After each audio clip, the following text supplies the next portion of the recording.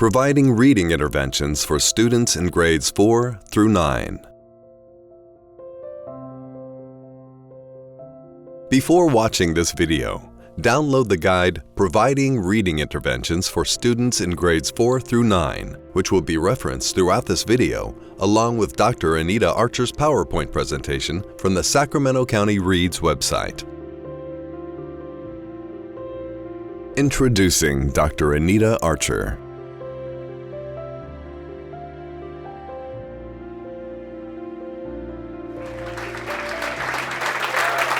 Thank you.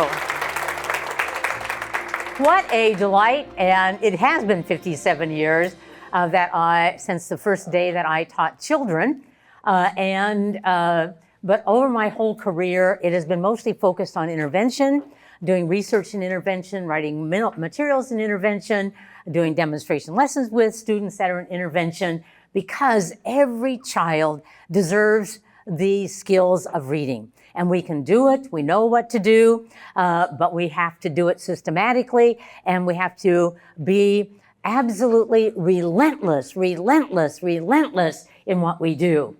It is a gift to be here. And it's not the first time I have been in, and I just always was amazed by the pronunciation SCO-E, because it should be just SCO, because there's a final E that makes the O. Don't you know this? And so SCO-E is like, from the very get-go, we teach the wrong rule. But anyway, we are going to today look at this deeply, but I already have met many of you. We have a range of people here. Raise your hand if you directly provide intervention or general ed, Tier 1, to students in your school district. Raise your hand if that is you. Okay, ooh, yay, okay. And raise your hand if you are in your district in some role of coaching. And excellent, good. And some of you are administrators in the central office or at a district level. Raise your hand if you are an administrator. Ooh, raise those hands high. I like to monitor you extra special. Okay, good, all right. So, a few years ago, the Institute of Educational Science had this document, which was providing interventions 4th through 9th grade. Now, one of my goals today is to take you through this so that you could utilize it in your district, and you're going to get it so that you can go online and reinforce and copy as many of these as you wish. But raise your hand if you're very familiar with IES practice guides. Okay, good job. Excellent, over here. Okay, so do you know that we have an Institute of Educational Sciences? And that's with our federal government. And every year they have 1 or 2 topics that they decide to look at research from across our nation as well as other nations on that topic. And then they analyze the quality of the research and throw out any that don't meet their standards. And from the research studies that meet their standards, then they do the excellent guides where they have recommendations to us as educators based on it. And for example, we have some people here that are actually elementary, primary teachers. And so you'd want to go to the IS Practice Guide on Foundations. We have people that are teaching middle school and high school. You might want to go to the Adolescent Literacy IES Practice Guides. There is IES Practice Guides on writing in elementary school and in middle school. And there was one 2 years ago that was an excellent one on preschool. What does the research say that we should be doing in preschool? So these are all free online. They are excellent for PLDs. So you need to be like checking them out. And though we're here for reading, you might want to look at the ones for writing as well. I mean, excuse me, not writing, but mathematics as well, because Like there's one like on 5th grade, fractions, which happens to be one of the difficult skills. And what does the research say we should do in that area? And the beautiful thing is, not only do they use the research for the recommendations, but they have all of the citations that they utilize listed in the practice guides. So woo, you can follow on that. So today, you have it with you, but we're not going to be opening it all day. You can look at it at break.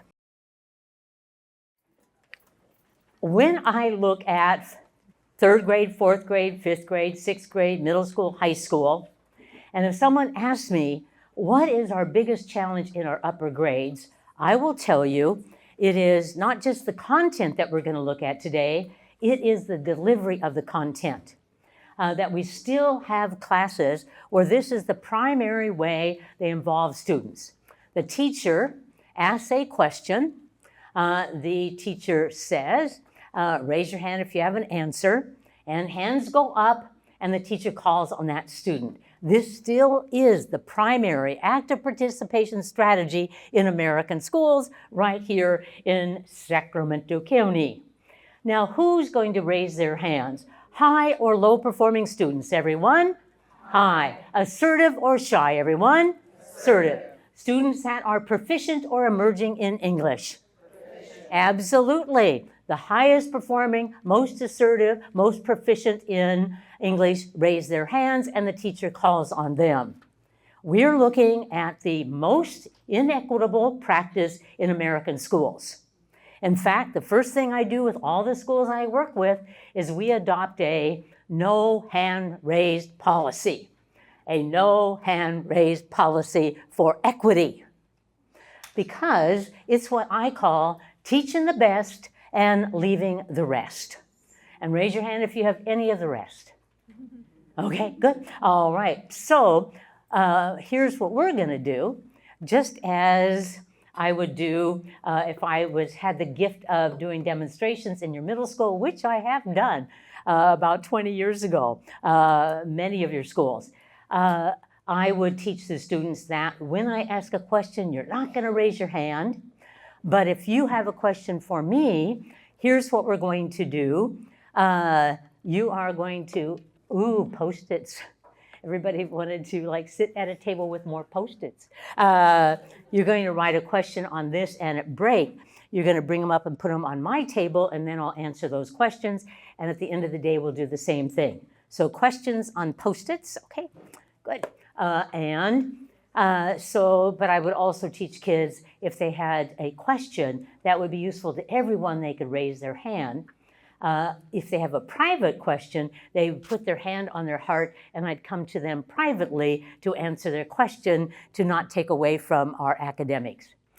All right, so what are we gonna do instead? Well, one thing we're gonna do, which is incorporated into almost all interventions that are research validated, is when answers are short and the same, we're going to say them together.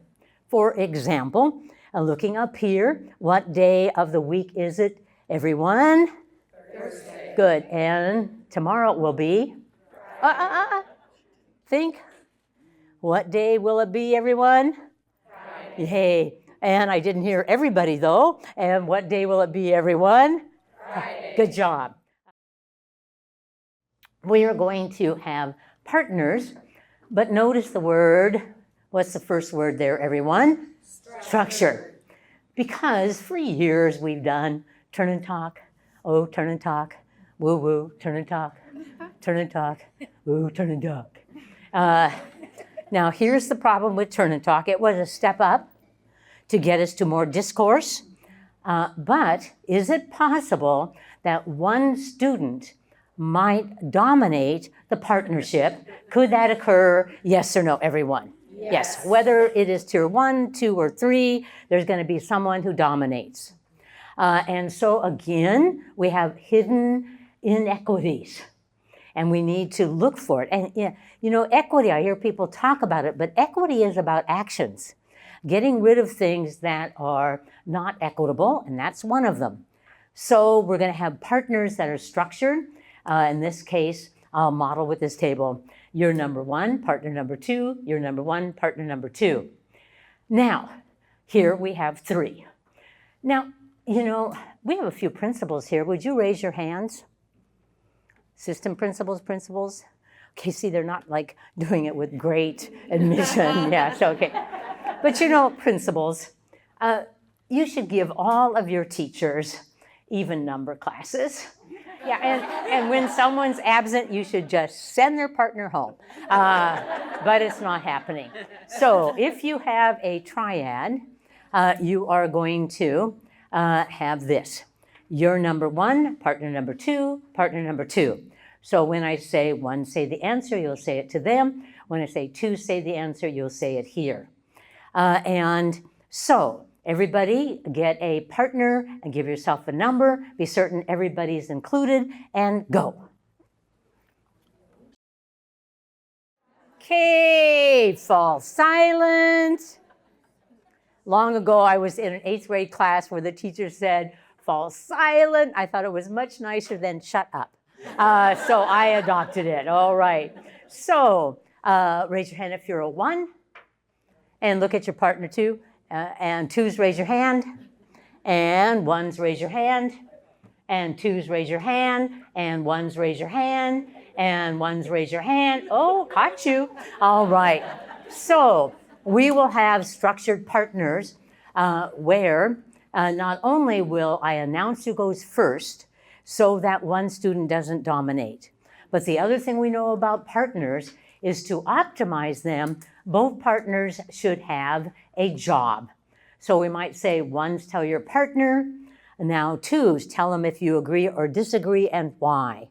1s read paragraph to your partner, now 2s read the same paragraph to your partner. One of the areas that has the best research in terms of delivery is the use of holdups. Interestingly enough, they are the least often utilized in our classes. So today I'll infuse some. Now we're not going to do this response sheet, but it happens to be one of the easiest things to do. And we'll put up the file so you don't have to figure out how to do this because, woo, it took me probably an hour and a half to do it, and it's so good. So we'll just send it to you so you don't have to waste your time on doing that. But I could have you decide you agree or disagree, put your finger on it in front of you, and then hold it up. And particularly in general ed classes, it gives me an opportunity to monitor everybody's responses and give appropriate feedback to the group.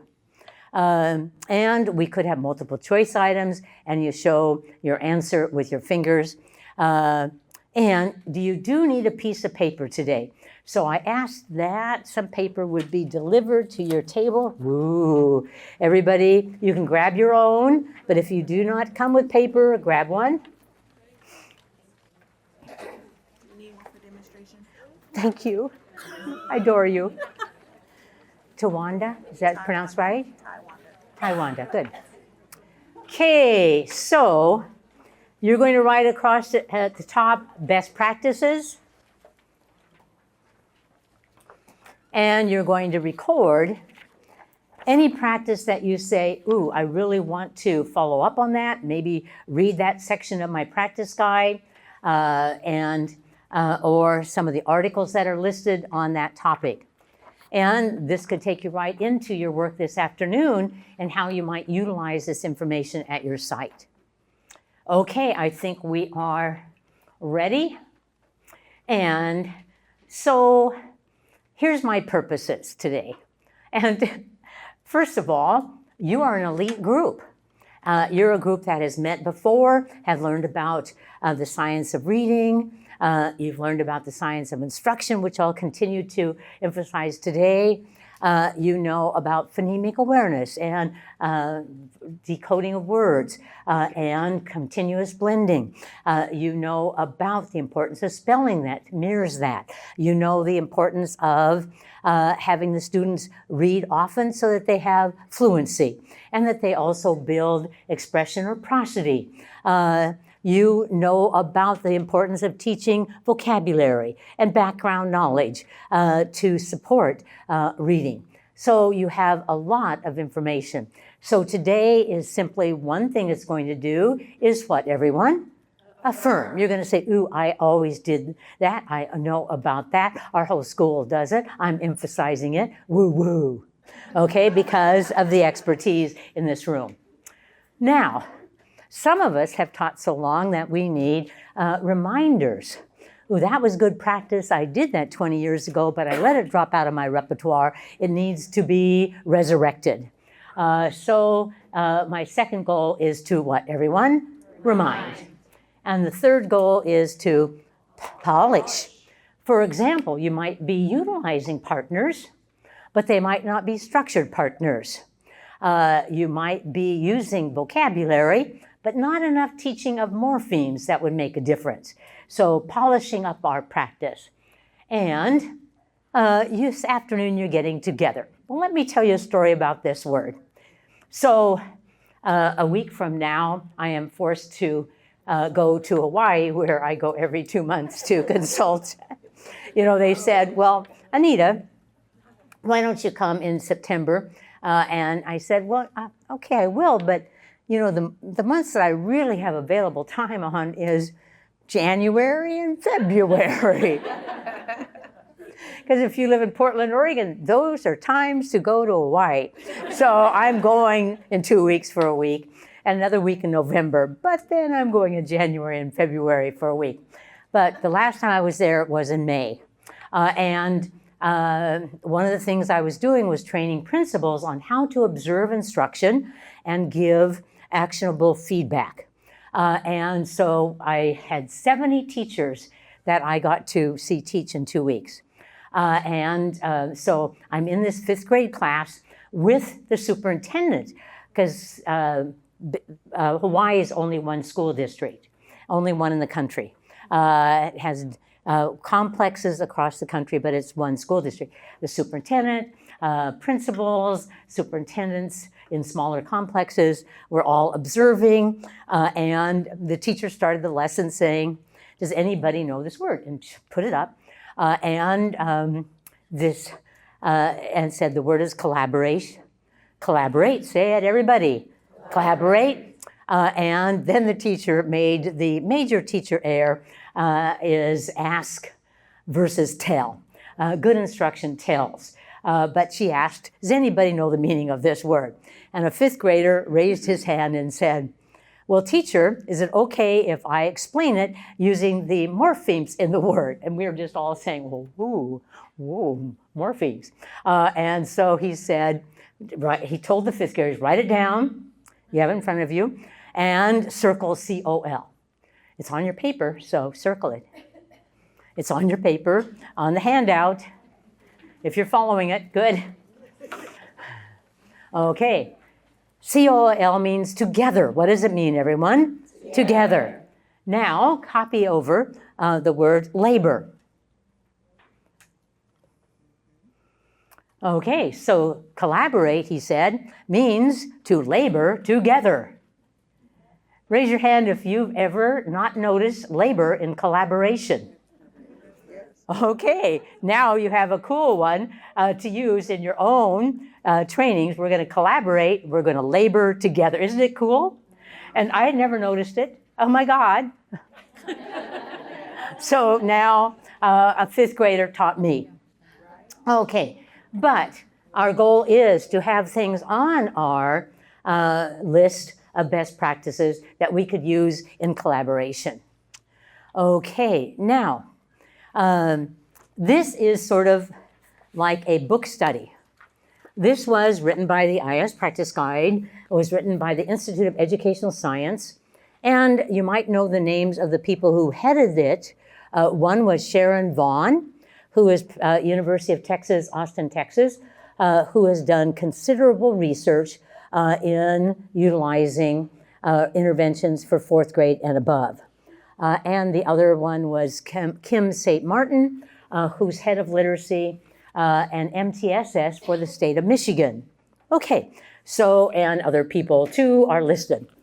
Now, instead of taking you page by page, just know that woo-woo, everything's good in here. And now, why was I asked? Well, way back at my dissertation was on students in 3rd and 4th grade and how to teach them how to read multisyllabic words. And out of that came programs that I wrote with Dr. Mary Gleason at University of Oregon, and have written interventions and researched them literally for 40 years. So that's the expertise I'm bringing to you. But I'm not going to, I have to admit to you, it's sort of like professional to say that I have full disclosure, I am the senior author of Rewards, Intermediate Rewards, Secondary Rewards Plus Science, and Phonics for Reading. So you have to know that that's what I do. Take research, put it into curriculum materials, and research that. All right? But we're going to get the big ideas we should be looking at, not just in intervention, but what really is strong if these same practices are used in Tier 1 in 3rd grade and beyond, so that a student that's in intervention is getting a double dose of it. For example, it suggests that we systematically teach vocabulary. Woo! That would be useful in Tier 1, Tier 2, Tier 3, true? That we, before we read a passage, we give background knowledge so the students have a mental map. But that would be true no matter what core program we had in Tier 1, but also in Tier 2 and Tier 3. So that while we are focused primarily on struggling readers today, I want you to know it should strengthen your knowledge of all the other elements of reading literacy important for Tier 1 students, Tier 2 students, Tier 3 students. So what they did is they took research, and these were their big recommendations. And I'm going to read. When I come to yellow, you're going to say the words, so you got to have your hand out in front of you or look at the screen. So first one, build students, everyone, skills so that they can read complex, multisyllabic words. Excellent, strong level of evidence. Well, anybody who's taught any intervention, 3rd grade and above, knows this is true, because the primary reason that children are referred to intervention is because they can't read the words. Now, if you can't read the words, that will interfere with your comprehension. It will interfere with your spelling. And so decoding is the #1 thing that has to be improved for those students that are in intervention 3rd, and this is particularly designed for 4th through 9th graders. And their second recommendation is provide purposeful to help students read effortlessly. So we need to get to the point where the words that we are looking at, we already have in permanent memory, where we have the pronunciation of the word, we have the meaning of the word, and it comes up automatically. It is an absolute miracle how our very plastic brain is able to facilitate us having automatic reading of words.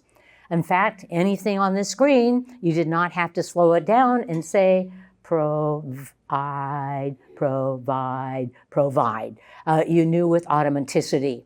And of course, we know the reason for that is if you are a fluent reader, at least 120 correct words per minute, that you can put all of your cognitive energy on comprehension. And that's where we want it. But these students don't have that. I'm certain that you have screening data on fluency, and you use that as one of the ways to learn what children are at risk. And they're likely to read 60 words per minute, 40 words per minute, 10 words per minute, significantly lower than 120, which would be our minimal goal in terms of fluency. Well, we could also routinely use a set of to help students make sense of the text. Okay, without even looking, I want just to use that idea, comprehension building practices. I want you to think for a moment what they might be in the IS practice guide, but don't say it yet. Okay, and ones tell your partner and start saying, I think some of the comprehension building practices might be, I think some of the comprehension practices might be, and go. Raise your hand if you said pre-teaching of vocabulary. None of you had that for comprehension? Raise your hand if you had that. Okay, well, everybody, that's one of them. And definitely teaching vocabulary beforehand. Now pretend you have it and raise your hands. Okay. Okay, another might be to ensure that you have comprehension would be to teach necessary background knowledge. Raise your hand if you or your partner said that one. Okay, raise your hand now because now you know it. Raise your hands high. Okay, and you might have said, well, we could ask questions on the critical content. Raise your hands if you had asked questions. All right, and you might also have said, you might have strategies such as getting the gist, figuring out the main idea. Raise your hand if you had strategies. Very limited, though, in terms of their impact. All right, twos, turn to your partner. And without looking at your notes, say, some of the comprehension building practices would include. Twos, tell your partner and go. So, now, I want you to understand that every activity I'm doing in terms of active participation is to model what we could do in our classes. So when we brainstormed, I had you share what you brainstormed with your partner, but then after I taught it, I had you teach it to your partner. And that rehearsal and retrieval of information is what leads to retention. You rehearse it, you retrieve it from memory, and you retain it. Rehearse, retrieve, retain. Everybody, rehearse, retrieve, retain. What we're doing now is exposing children. And we have many overexposed children because we don't have them rehearse the information, we don't have them retrieve it from memory, and thus they don't retain it. Rehearse, retrieve, retain. Well, now there was a fourth one which had moderate level of evidence. So I'm waiting until this gets to be strong evidence, but what they said, provide students with opportunities to practice making sense of stretch text, i.e., everyone? Challenging text. That will expose them to complex ideas and information. And so I'm waiting for this to get some more research on, will it be helpful to struggling students to have ones that are struggling? Because our research shows that motivation is so highly tied to success. The more success that you have, the more motivated you are to give it energy and time and effort. And so I'm still looking at even the term productive struggle, that is like whipping through California. And I would like to say productive success, because the more successful, the better I teach you, the more you learn. Particularly if we have struggling students, they've already had productive struggle that was unproductive. And so we really need to make success our goal. Okay, so now the IS practice guide is beautifully organized. It will tell you what the recommendation is, and then step 1, step 2, step 3, step 4 to carry it out. And so I'm going to demonstrate all of these as we go. And I'm using examples from the curriculums that I wrote with Dr. Mary Gleason. And the reason was I wanted a lot of examples, and I said, well, I asked the authors, Anita, would it be okay if we used your example? Yes, you can use my example, thank you. So that was easiest. So you could have filled it in with any. And you are getting the slides, so you are welcome to share them and modify them however you wish. And we will send you also a file. I was asked already, can you send us a file so we can make posters of Archerisms? Woo, yes, we will add that. And the handout that you have at the end, we're going to talk about how to generalize this to Tier 1. Okay, all right, well, we have very exciting things to do. Ooh, excitement. Okay, note, the big ideas in these recommendations can be carried out in Tier 1, 2, and 3. Now, here's why I suggest this, because yes, almost all of you from your meetings last year, which included MTSS, you have some MTSS at your school site, where you do screening 3 times a year. You're alert to children that are struggling. You do diagnostic testing. Raise your hand if that's a description of your district, okay, or emerging in the future of your district. And so you are finding the students that need more practice, more explicit teaching, more demonstration, more modeling in Tier 2 and Tier 3. But if we do not have this extra practice in their Tier 1, because most of those children who are in Tier 2 are in Tier 1 too, where they should be learning vocabulary and background knowledge and decoding long words and reading passages and prosody, then we get a double dose and we're much more likely to free children for the need of intervention. So this is sort of at 2 levels. One is let's do it in intervention, but let's also take these practices that have been researched across grades, across students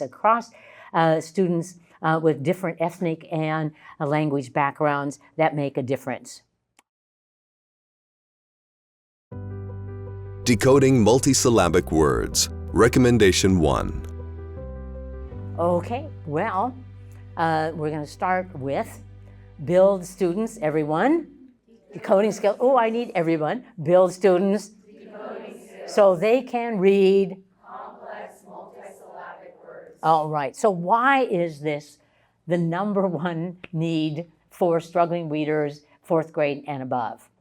And it is because 1, multisyllabic words increase in frequency in intermediate and middle school grades significantly. I mean, the jump from 3rd grade to 4th grade, just open up your science text, your core reading text, and you're going to find more multisyllabic words.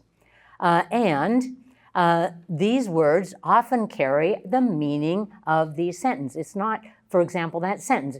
The meaning is not carried in the word often. It is carried in the word multisyllabic. And raise your hand if you'd have children who were unable to attack multisyllabic. Okay? So I just got a little video from Akron, Ohio, and it is with 3rd graders, and this boy races out of class. They've been videoing in class, and then he leaves class and he runs down the hall. He said, I can do it, I can do it, I can do it, I can do it, I can do it, I can do it, I can do it, I can do it. And the teacher stops him and says, what? I can read big words. I can do it, I can do it. Okay, that's what we want. But more words are long, more of them carry meaning. And the students need a strategy for breaking down the word into decodable parts. Because we have research to show that if they try to use their strategy that they used on single syllable words, where they would say the sound of each letter with continuous blending, where they never stop between the sounds, and then they would say the word from that. But if you do that with the multisyllabic word, you will not get to the pronunciation.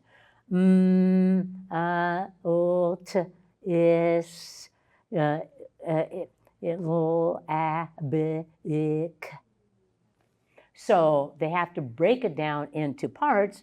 Multi and ick are prefix and suffix, and then each part has a vowel sound. So multisyllabic,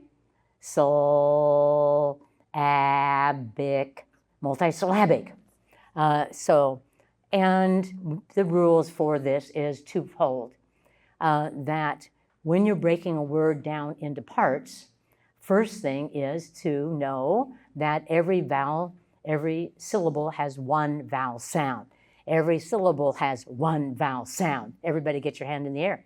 Every syllable has 1 vowel sound. I need melody too. Every syllable has 1 vowel sound. That's exactly how I would teach it, even if they were 9th graders. Every syllable has 1 vowel sound. And number two, 80% of all multisyllabic words have at least one prefix or suffix. 80% of them. This is a useful thing to know.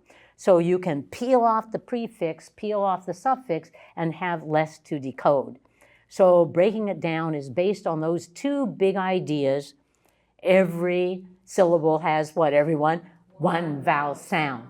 And peel off the prefix, peel off the suffix, everyone.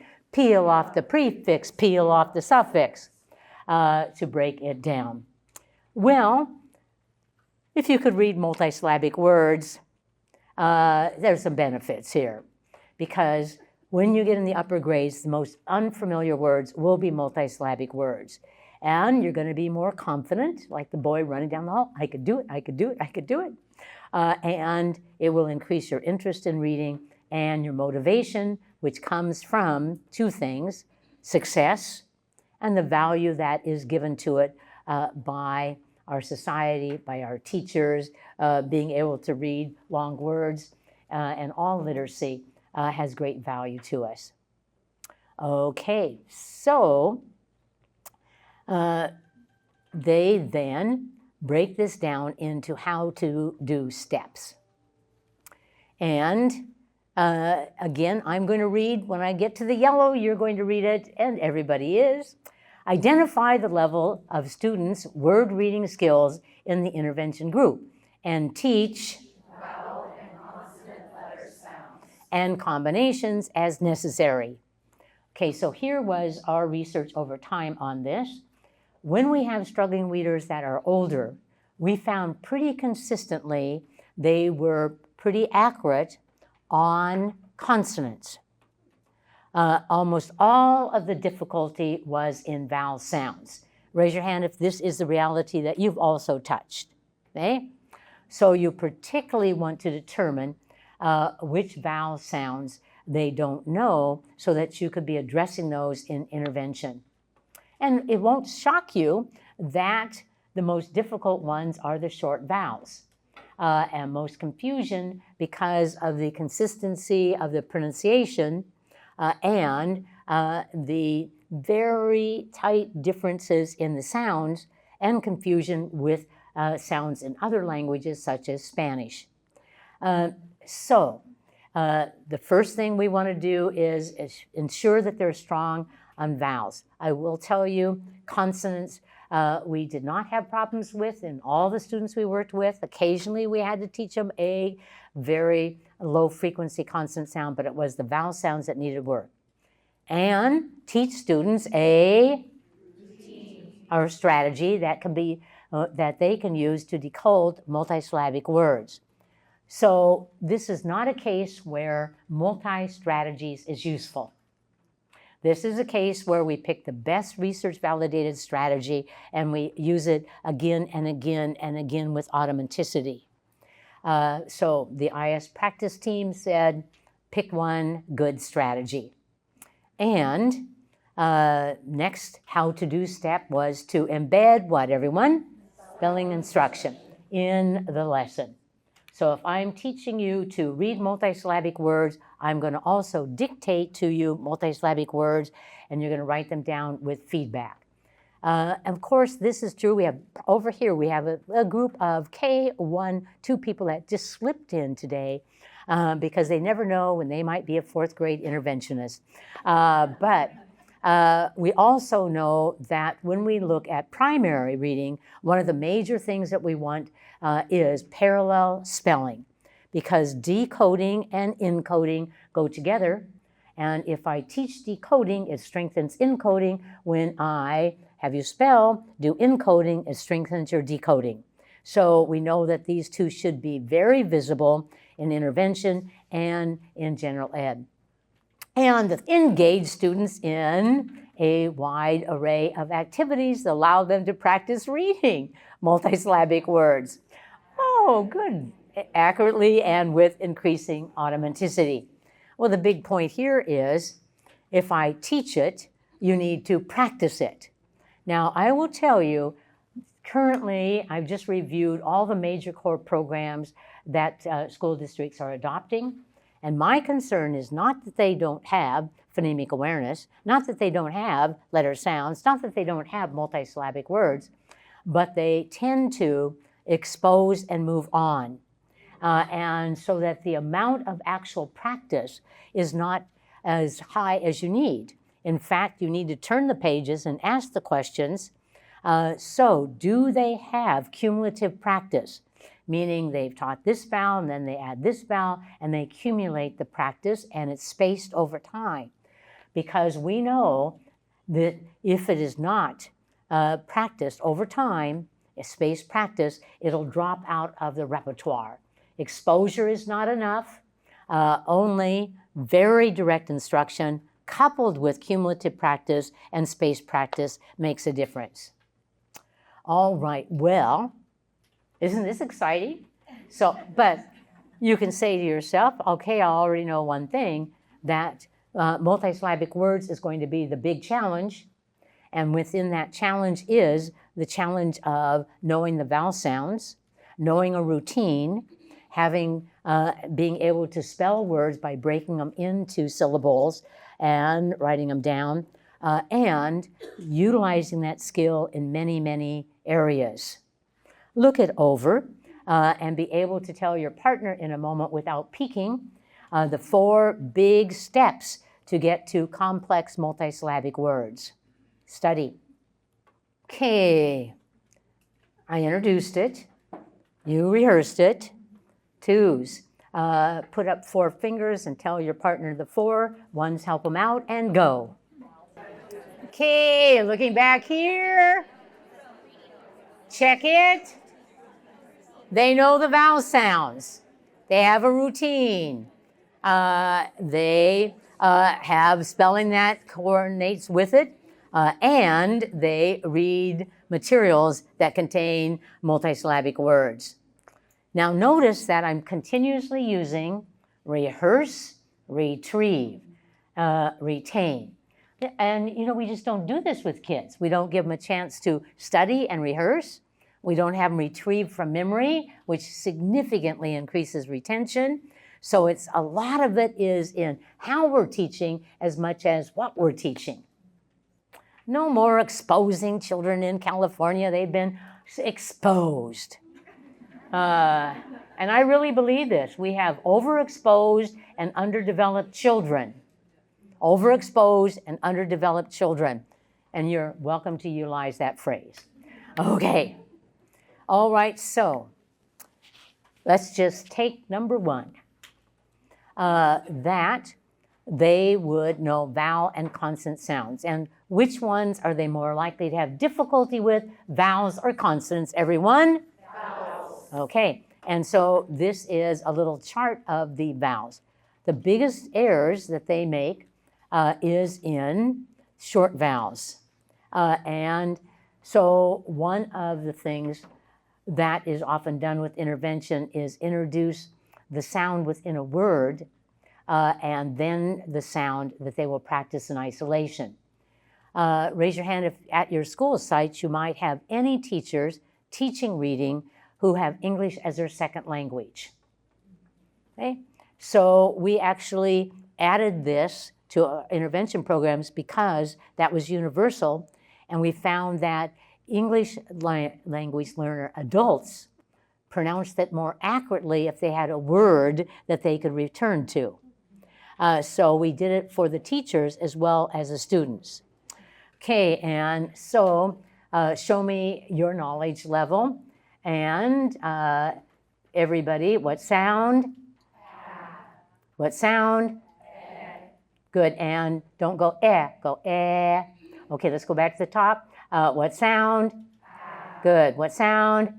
What sound? What sound? What sound? Good job.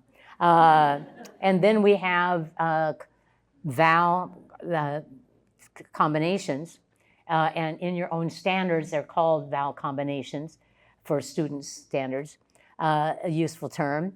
Now, one of the things we found that I'm cautious of, they put up on the board some Archerisms, and one is teach the stuff and cut the fluff. Everybody, teach the stuff and cut the fluff. So particularly critical for struggling students, because if your classmates are here and you're here and I need to accelerate you, anything that isn't necessary has to be gone. So things, for example, that AI is a digraph. You do not need to know it's a digraph to say the sound A. That's all you need to know. You see AI in a word, you say A. You say AU in a word, you say ah. You say AY, you say A. Now when you come to EA, there is a major sound, which as in neat, it is what, everyone? E, and the minor sound is eh. First you try E, and if it's not a real word, you try eh.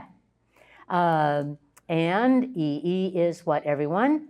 E, OA, and OI, OI, and OO, as in moon, and its minor sound is in book is One day I had 7th graders go, ooh. Oh, you have to find your joy when you can. Hey, and OU is what, everyone? Ow. And OW has a major and minor sound, and the major sound as in low is O, and the minor sound is ow. And OY is and,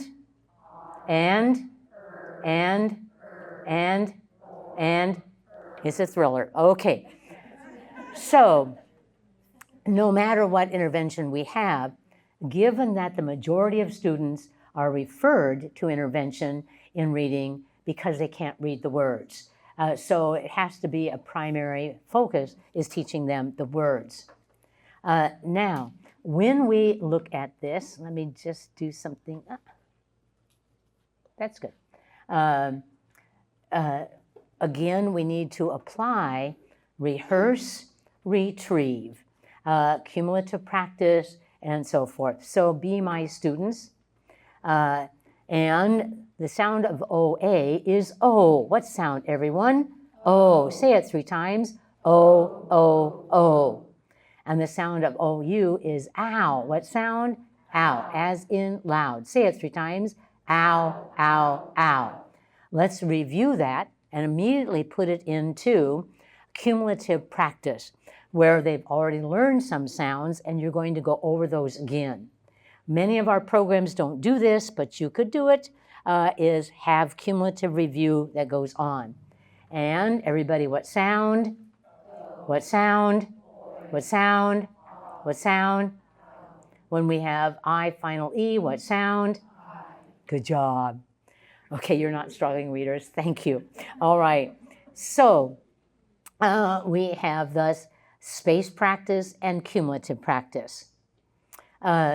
Now, this is not in the practice guide, except later in it, in one set of how to go about it, it's done. But given that 80% of words have a prefix or suffix, it would be helpful for us to also teach them how to pronounce the prefixes and suffixes. But here is the challenge. In English, some of the prefixes, some of the suffixes, a lot of the suffixes, aren't pronounced as you would expect. So they must be taught very carefully to be helpful as a decoding tool. So for example, this sound is a, but when it's a prefix, as in afraid, it is pronounced What is it, everyone? And this is pronounced ab. Say it, everyone? And add. And be.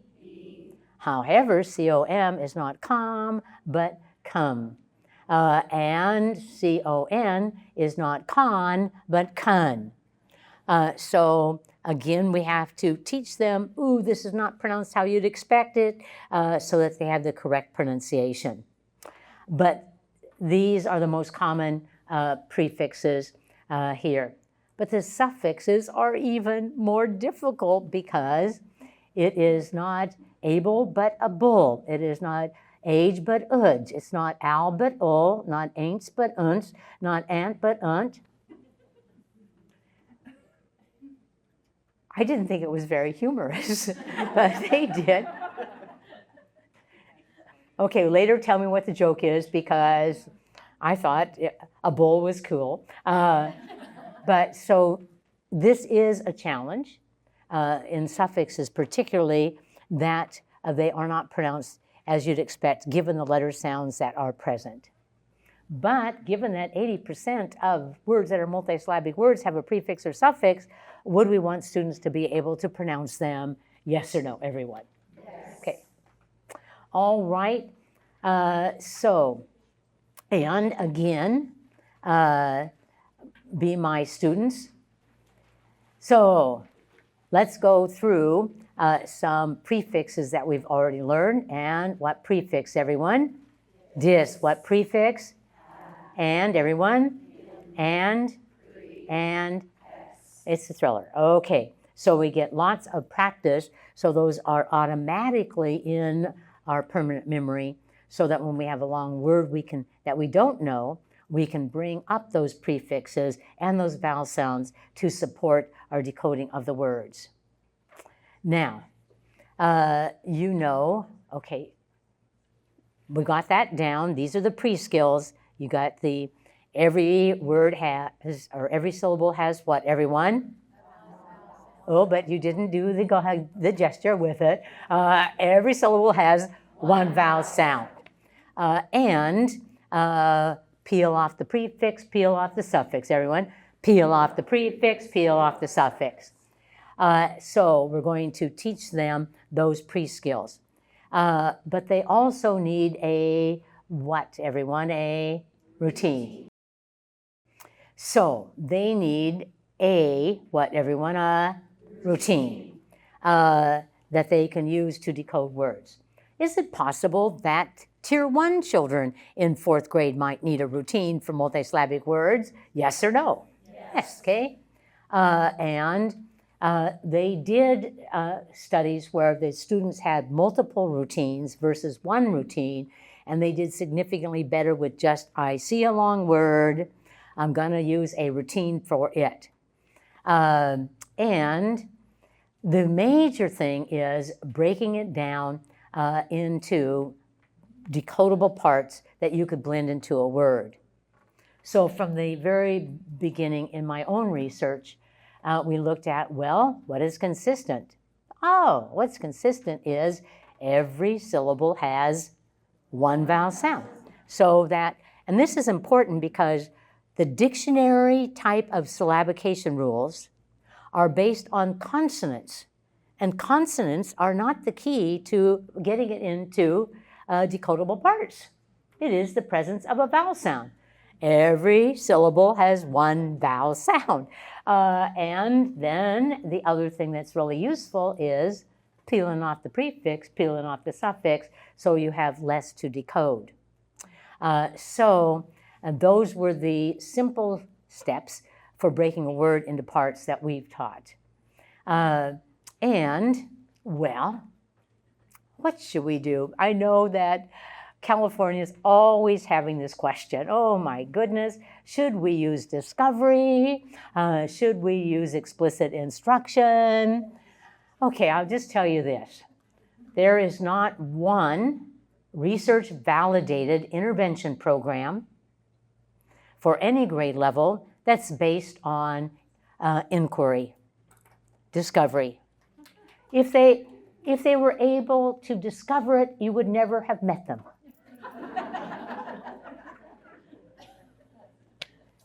And I will tell you, the research is so strong that if I am teaching math, I should model it, have guided practice, checking for understanding. When I am teaching a strategy in reading, I should teach it. You know, notice that teacher is still in our name. That is because of the power of, like Wu, teaching. And if we look at this, because you're grappling up with, again, in math, right here in your own state. Oh, California. California, who I remember so well, going to San Diego State right at the end of reading first. And immediately having the adoption of whole language. And I had done research on explicit instruction for years. And I mean, it was like, boom, we just think this sounds better. We're going to use it. We got to get over, ooh, it's great. Something that's so important to children should be based on evidence. Evidence, evidence, evidence, evidence. Okay, moving ahead. So one thing we have a lot of evidence on is the power of teaching. And where we do, you know, look back on history. Madeline Hunter was our nationwide major person in the area of instruction. And Madeline Hunter said, demonstration, guided practice, checking for understanding. She was from California. But then we have had so many studies again and again. One of the interesting things to do is to look at the practice guides. No matter what the topic was, writing, spelling, mathematics, basically the big idea from research was teach it. Model the routine, provide guided practice. What's the first step? Do it. What's the next step? Do it. What's the next step? Do it. And then you do it. So long ago, 1974, I wrote a chapter in a book, and I wanted people to remember the kind of things that Madeline Hunter taught of demonstration, guided practice, checking for understanding, but have some terminology that they would remember. So I adopted I do, we do, you do, or I do it, we do it, you do it. So raise your hand if you're familiar with that. Because it's like today, ubiquitous. It's like everywhere. But that's exactly what we need on this strategy. I do the strategy, I do the strategy, we do the strategy, we do the strategy. And with struggling readers, we do the strategy, we do the strategy, we do the strategy, we do the strategy, we do the strategy, we do the strategy. Gradual release of responsibility, you do the strategy.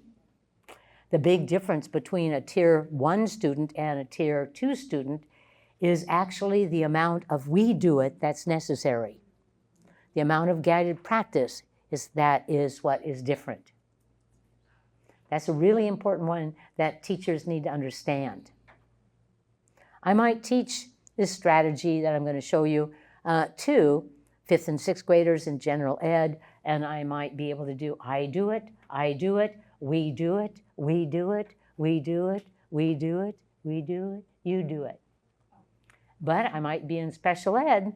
I do it, we do it, we do it, we do it, we do it, we do it, we do it, we do it, we do it, we do it. Holiday.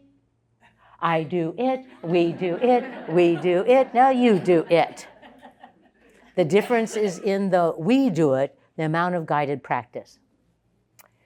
So, one routine for breaking down the word, and they need instruction on it. Well, in this case, I am going to teach you the actual research-validated strategy that we incorporated into a program called Rewards, because it's what worked. And it had those two big ideas. Every syllable has one vowel sound, and the majority of words have prefixes or suffixes. So the steps in the strategy was to circle the prefixes, circle the suffixes, identify the vowel sound in rest of the word. So you know this word has 4 parts. You then read the parts. Everybody, reconstruction. And the whole word is reconstruction. And so the pre-skills is you would have to know the pronunciation of prefixes, suffixes, and vowels, and how to break it down and make it a real word. So that is the overt strategy you might look at. And so first we are going to circle the prefix. What prefix, everyone? Pre. Circle the suffix. What suffix? And what vowel sound? Good. And read the parts. And what word? And I put that intentionally there because if we taught this systematically in 3rd grade, we would reduce the number of referrals in 4th grade to intervention because the students would be able to attack multisyllabic words. Okay, then, of course, we don't want students going through life circling the prefix, circling the suffix, underlining the vowel, saying the part, saying it fast, making it a real word. No, no, no. So we have to fade that out where they look for the prefix suffixes if it's an unfamiliar word, look for the vowel sounds, and say the parts and say the whole word. So a strategy that has research to support it.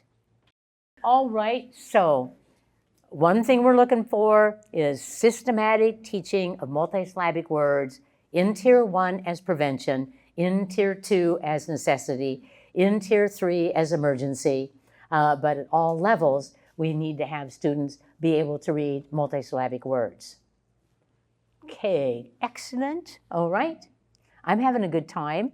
Ooh, act like you are, pretend.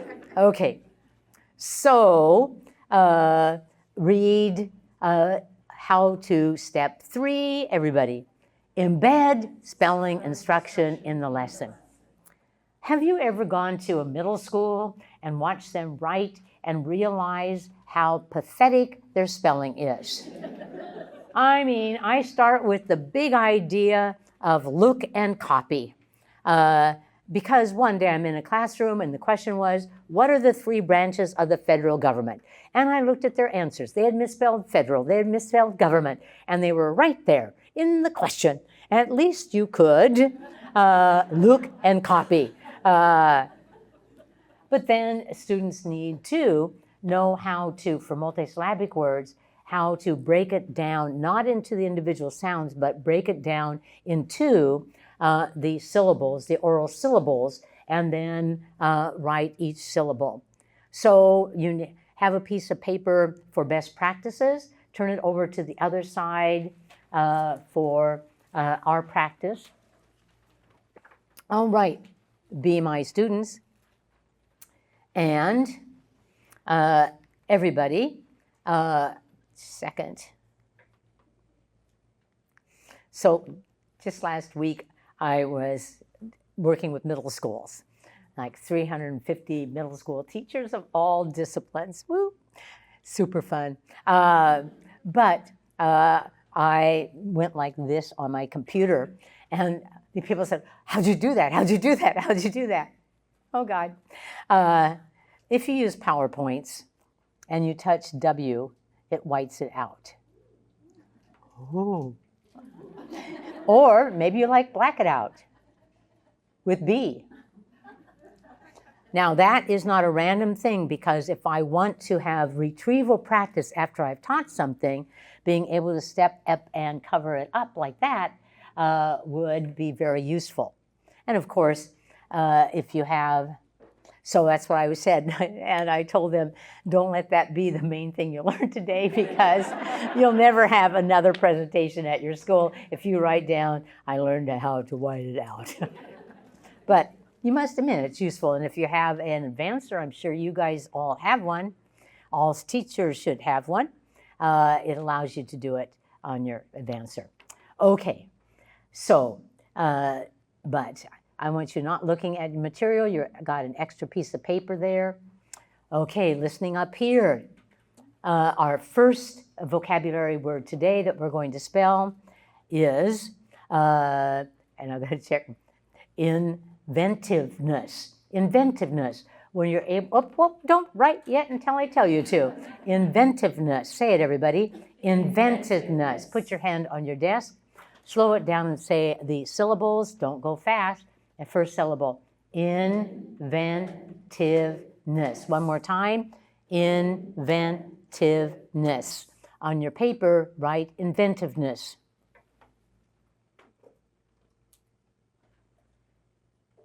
Excellent, okay. Let's look at the word. And here we have inventiveness. And everybody spell the first part. I-N, next part, V-E-N, next part, T-I-V-E, next part, N-E-S-S. Inventiveness, say it again, inventiveness. If you missed it, cross it out. Any letter that's not right, cross out the whole word and rewrite it. Good job. Okay. This is the routine that we researched on dictation. But there's some critical things here that we say the word and we don't show it beforehand. They've already read the word, so have seen it and hopefully have a visual memory of the word. And we repeat it, but I had you segment the word by saying it in syllables. Slowly. One more time. Get ready to tap, everybody. Inventiveness. And then they wrote the word. Now here is the important thing, is that this feedback is often given. Inventiveness is spelled I-N-V-E-N-T-I-V-E-N-E-S-S. You cannot process that. Sometime in your life, when someone has told you, well, my name is spelled, and they spelled it, you said, write it down. True? Because all feedback in spelling must be written, visual. All feedback in spelling is visual. So even if you're moving around the room and monitoring, and some child asks you to, well, how do you spell a word? Let's say it's about. You do not say it's spelled A-B-O-U-T. You write it down, A-B-O-U-T. All feedback in spelling needs to be visual. What does it have to be? Visual.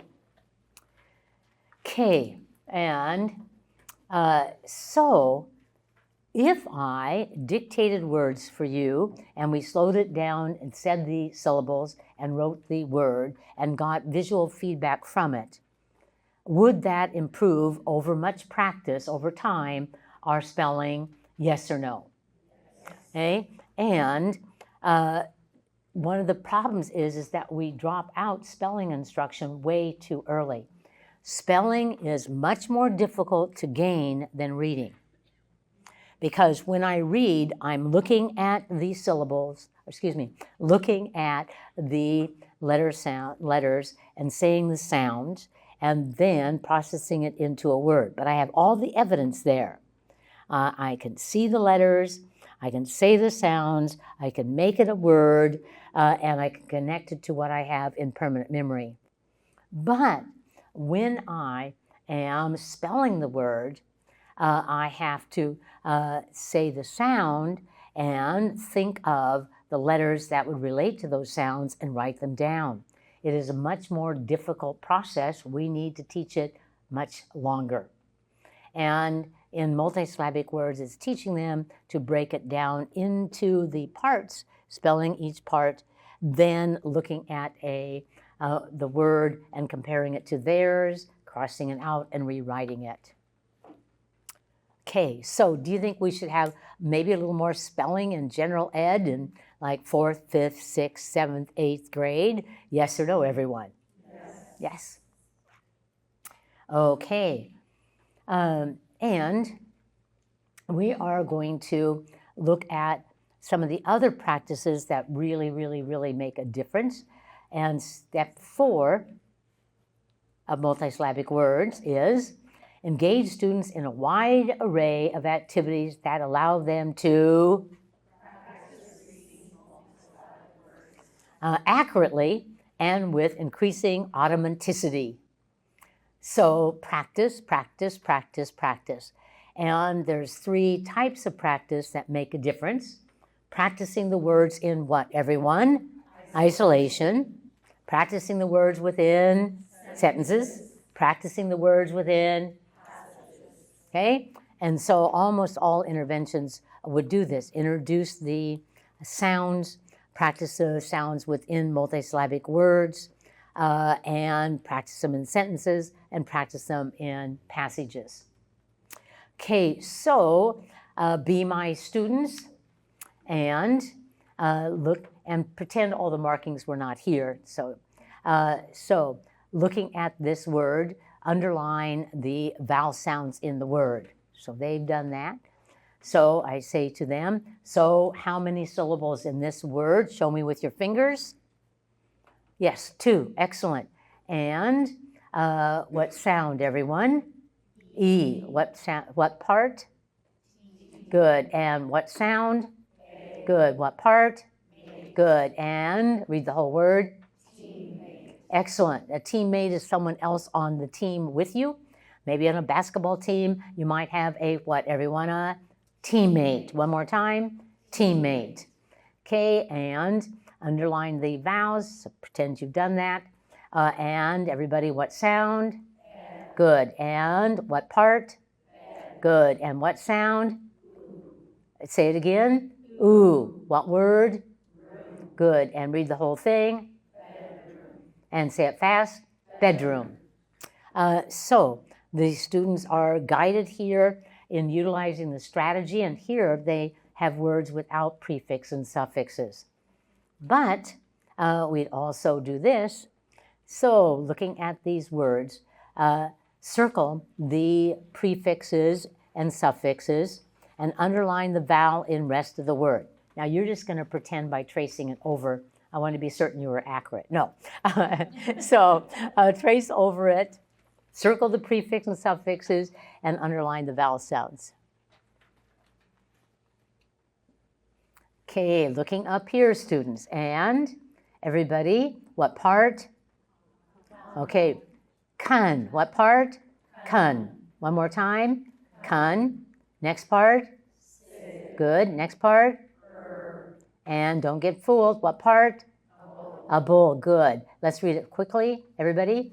Considerable. Considerable. It will take considerable effort to get them to be competent readers. It will take considerable time and practice to get them to be competent readers. But we can do it, and they deserve it, but we're going to have very good intervention. But could I do this in on long words, in a 5th grade class for the passage we have in Wonders? Yes or no, everyone? Yes. Could I do it in, I don't know what other programs you're using, but you might benchmark. Ooh, benchmark's in desperate need of it. Okay, forgive me. Yes, it needs it. All right. But a very consistent way to break it down into parts, and then also having the skills to read the parts, because I recognize the prefix, I recognize the suffix, I pronounce it correctly, and I can sound out the parts given the vowel sounds there. Okay, well, another way to do this is when a word is introduced, to introduce the other words that are in the same word family.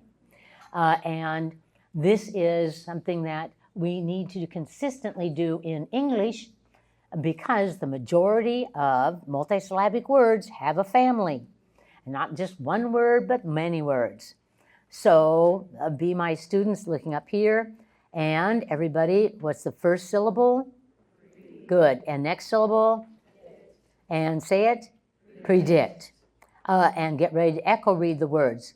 Predicts. Predicted. Predictor. Prediction. Unpredictable. Ones, read the line to yourself or to your partner. So again, we rehearsed it as I taught it, and then I had you retrieve it. Rehearse, retrieve, retain. All right. So, but we could also practice multisyllabic words within sentences. And my turn. Everybody, I want you to read this first sentence to yourself. Listen again. Read it to yourself. If I come close, you're going to whisper read to me. Excellent. Put your finger back on the first word. Teacher talk. One thing that we need to do is have ongoing formative assessment on individuals in terms of their reading. So when you ask them to read, then you're going to move around and have them whisper read to you so that you will have individual feedback on their own reading.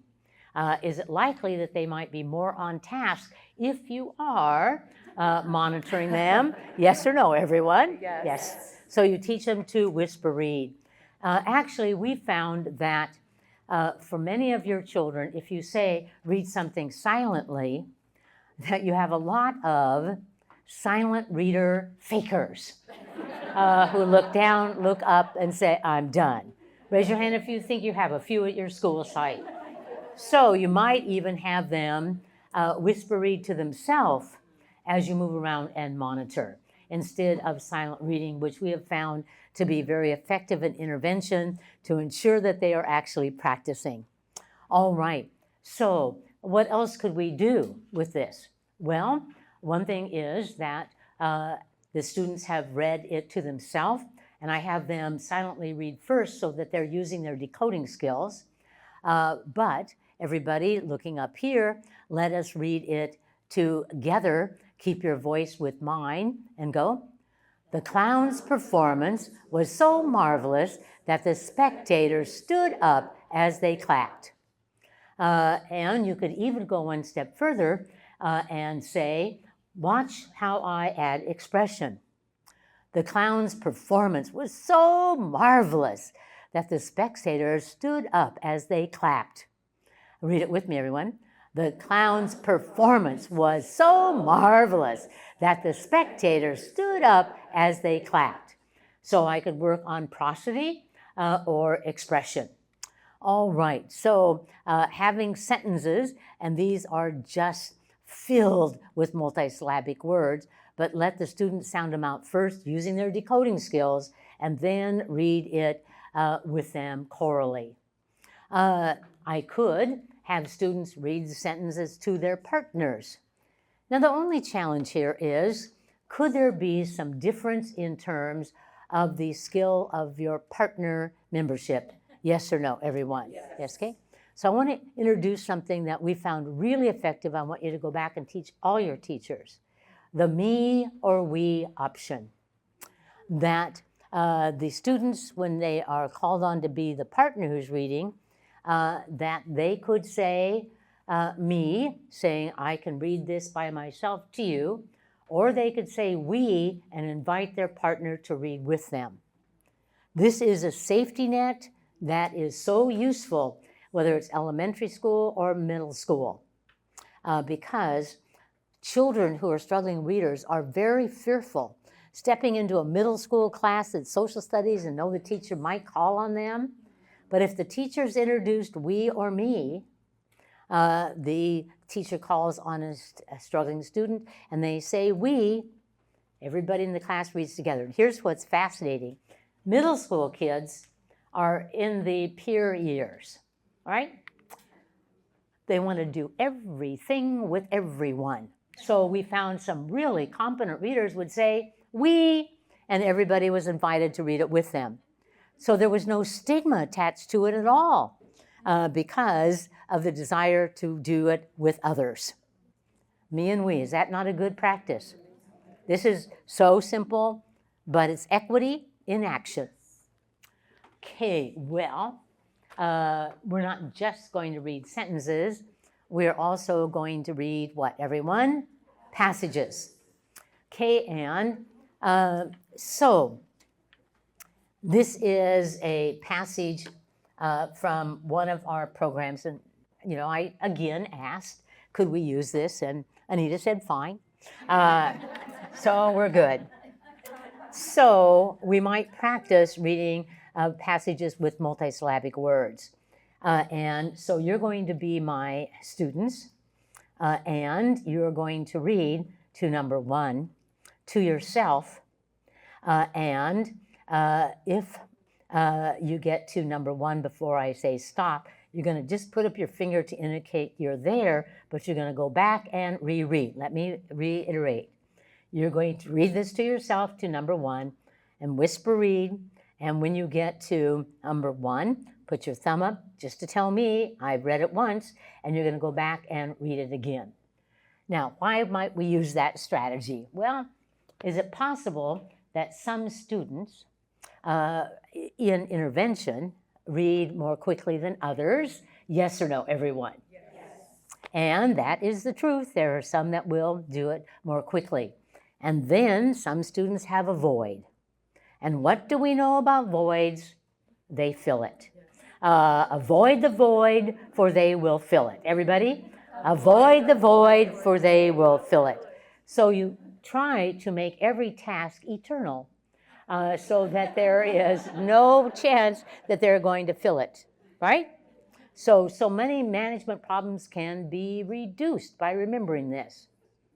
Okay, and so would you read that to yourself?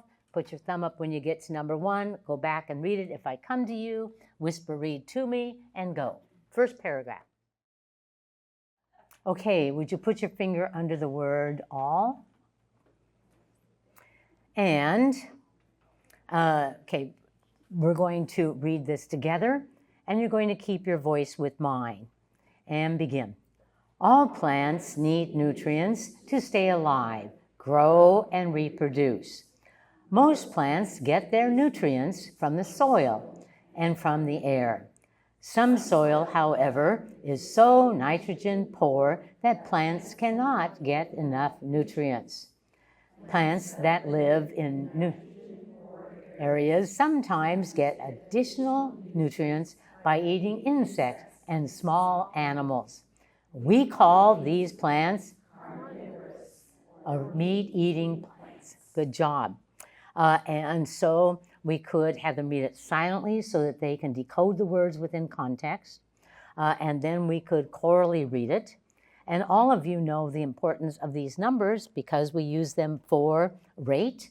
So put your finger under all.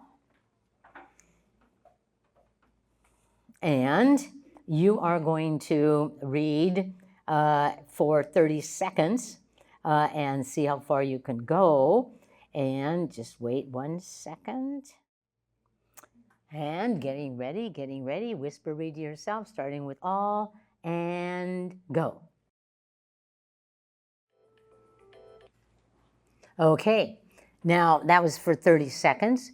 But after we have read it, we could work on increasing rate and even repeat that again. We're going to look more at this, but raise your hand if you doubled where you were, because you know how to do this. You count on. So 51, 52, 53, 54, 55, 56, 57, 50, and you count on. And in this case, I only gave you 30 seconds, so double it, and you'd have the number for a minute. But when we look at some current research on what would be an acceptable level where the student's fluency would indicate automaticity, that most of the words have become sight words that they immediately recognize, it would be about 120 correct words per minute. So that would be a goal that we'd be looking for at least. And some of your students will be higher than that, and some of your students have a way to go because it indicates how many words are already sight words. Any word that you instantly recognize is a sight word. That is the major predictor of your fluency. Okay, and so we did silent reading or whisper reading. We did choral reading. I could have had you read it to your partners, but I'd want to use what, everyone? Me and we. Okay. This is one of the examples of resources in your materials because these are things that could be done to strengthen automaticity with multisyllabic words, most of which we've already talked about. The very good article that you might want to follow up on. But you know what we need? We need a 10-minute break. So don't get up yet. No. I like to get closer to the restroom. Okay, don't get up yet. All right, go. Fluency building activities. Recommendation 2. And we have 1 more hour. Well, we actually only have minus 2 minutes. So I'm going to have to move from brisk to extremely perky to cover this. So sitting up and getting ready. Okay, you've been a great audience, totally there. But now we're going to cover the rest of this, and let's see if I can get that. Okay, this is a little seminal review. So we're working on being certain they can read multisyllabic words by teaching them the pre-skills of knowing how to sound out words with the vowel sound as well as prefix suffixes, and they could do that with automaticity. But again, you're going to help me out. Provide, everybody, Purposeful fluency building activities to help students read effortlessly. Now, because of your background knowledge, there is one type of practice that has the best research for building fluency. And whisper that to your partner, make your best guess, and go. Okay, here's first big idea. If you want competent, accurate, fluent readers, they need to read. And I say this with all seriousness, because I walk into classes, the teacher's reading the slides, the teacher's reading the directions, the teacher's reading the paragraph, the teacher's reading the material, and the teacher's getting really good.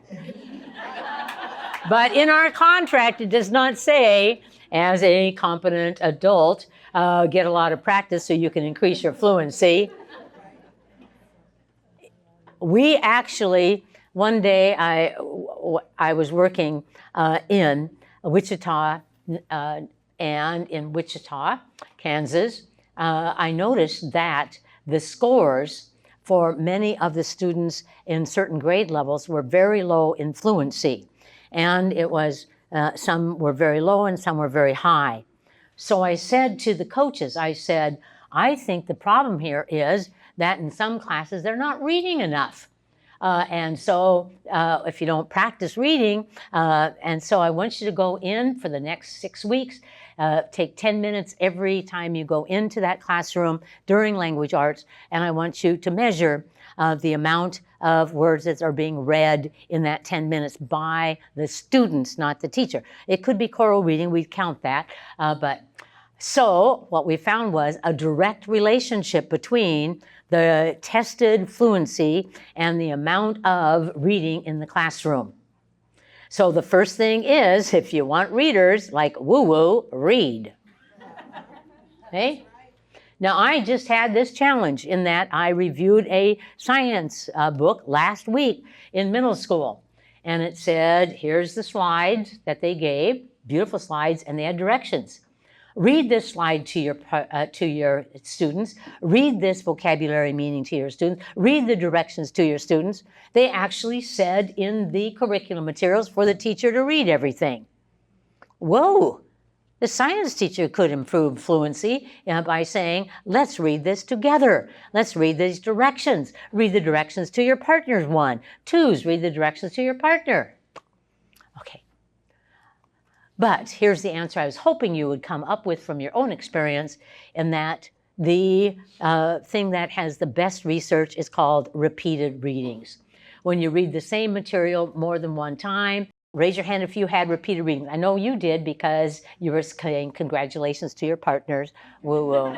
Okay, so twos, tell your partner the one activity that has strong research to increase automaticity, fluency. Tell your partner and go.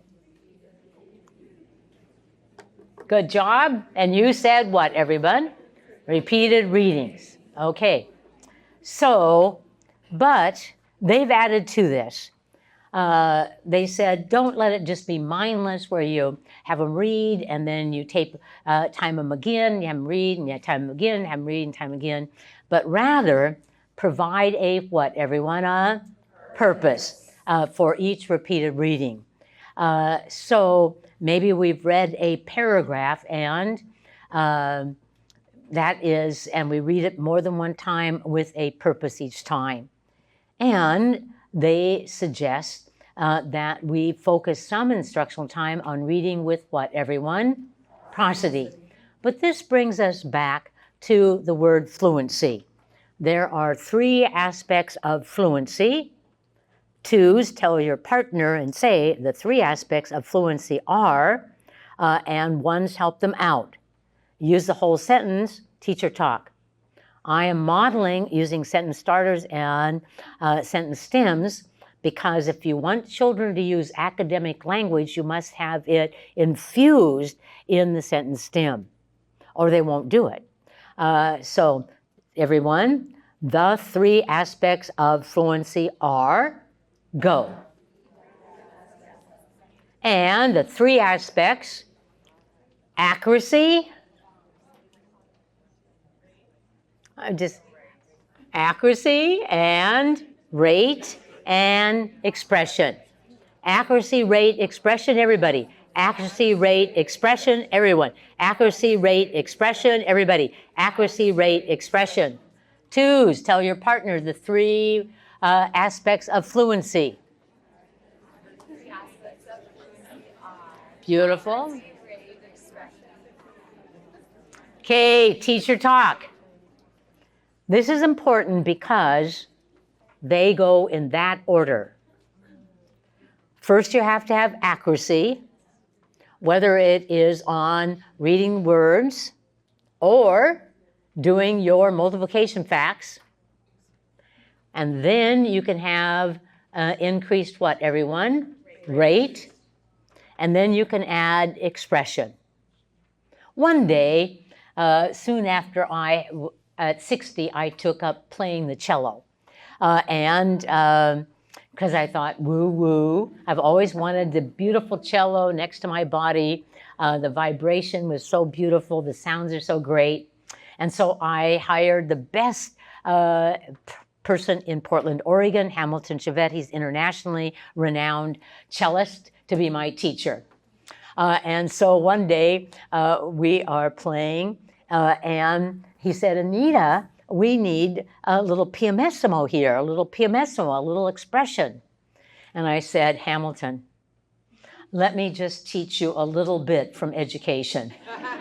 First, you have to have accuracy, and I do not have accurate fingerings. And then, after you have accuracy, then you could build up your rate, which may not happen in this life. And number 3 is prosody or expression, and I guarantee you it's not going to happen in my cello life. So let's drop back to work on accuracy, and we're going to forget about pianissimo. You know, because I have a disease that is an autoimmune disease that affects your hands. Too bad, and it's made cello more difficult.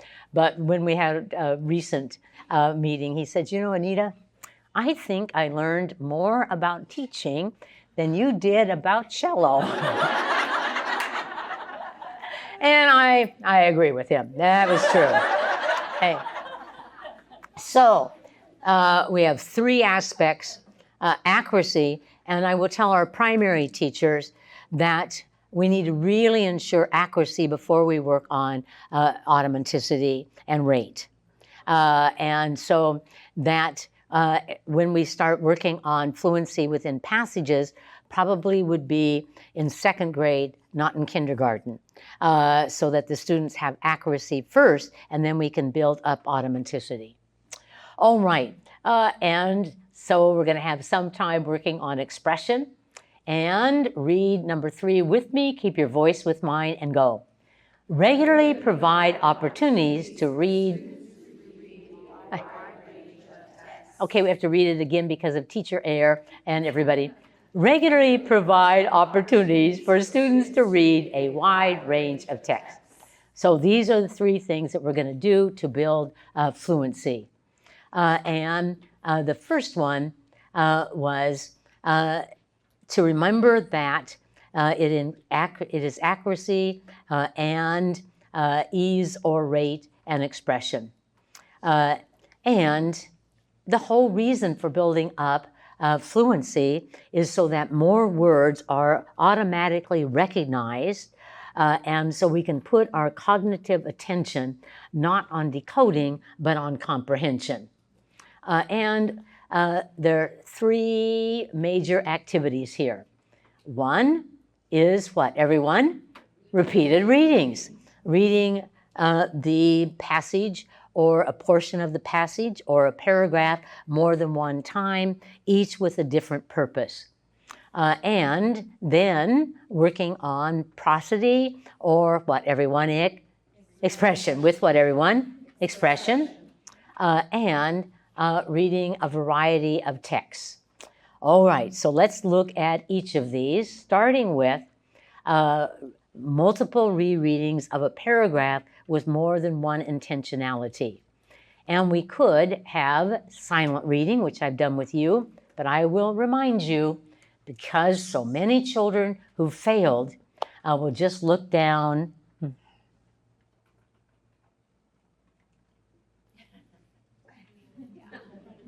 Fake reading. So you might want them to whisper read so that you can hold them accountable for actually reading. And they could use what kind of reading, everyone?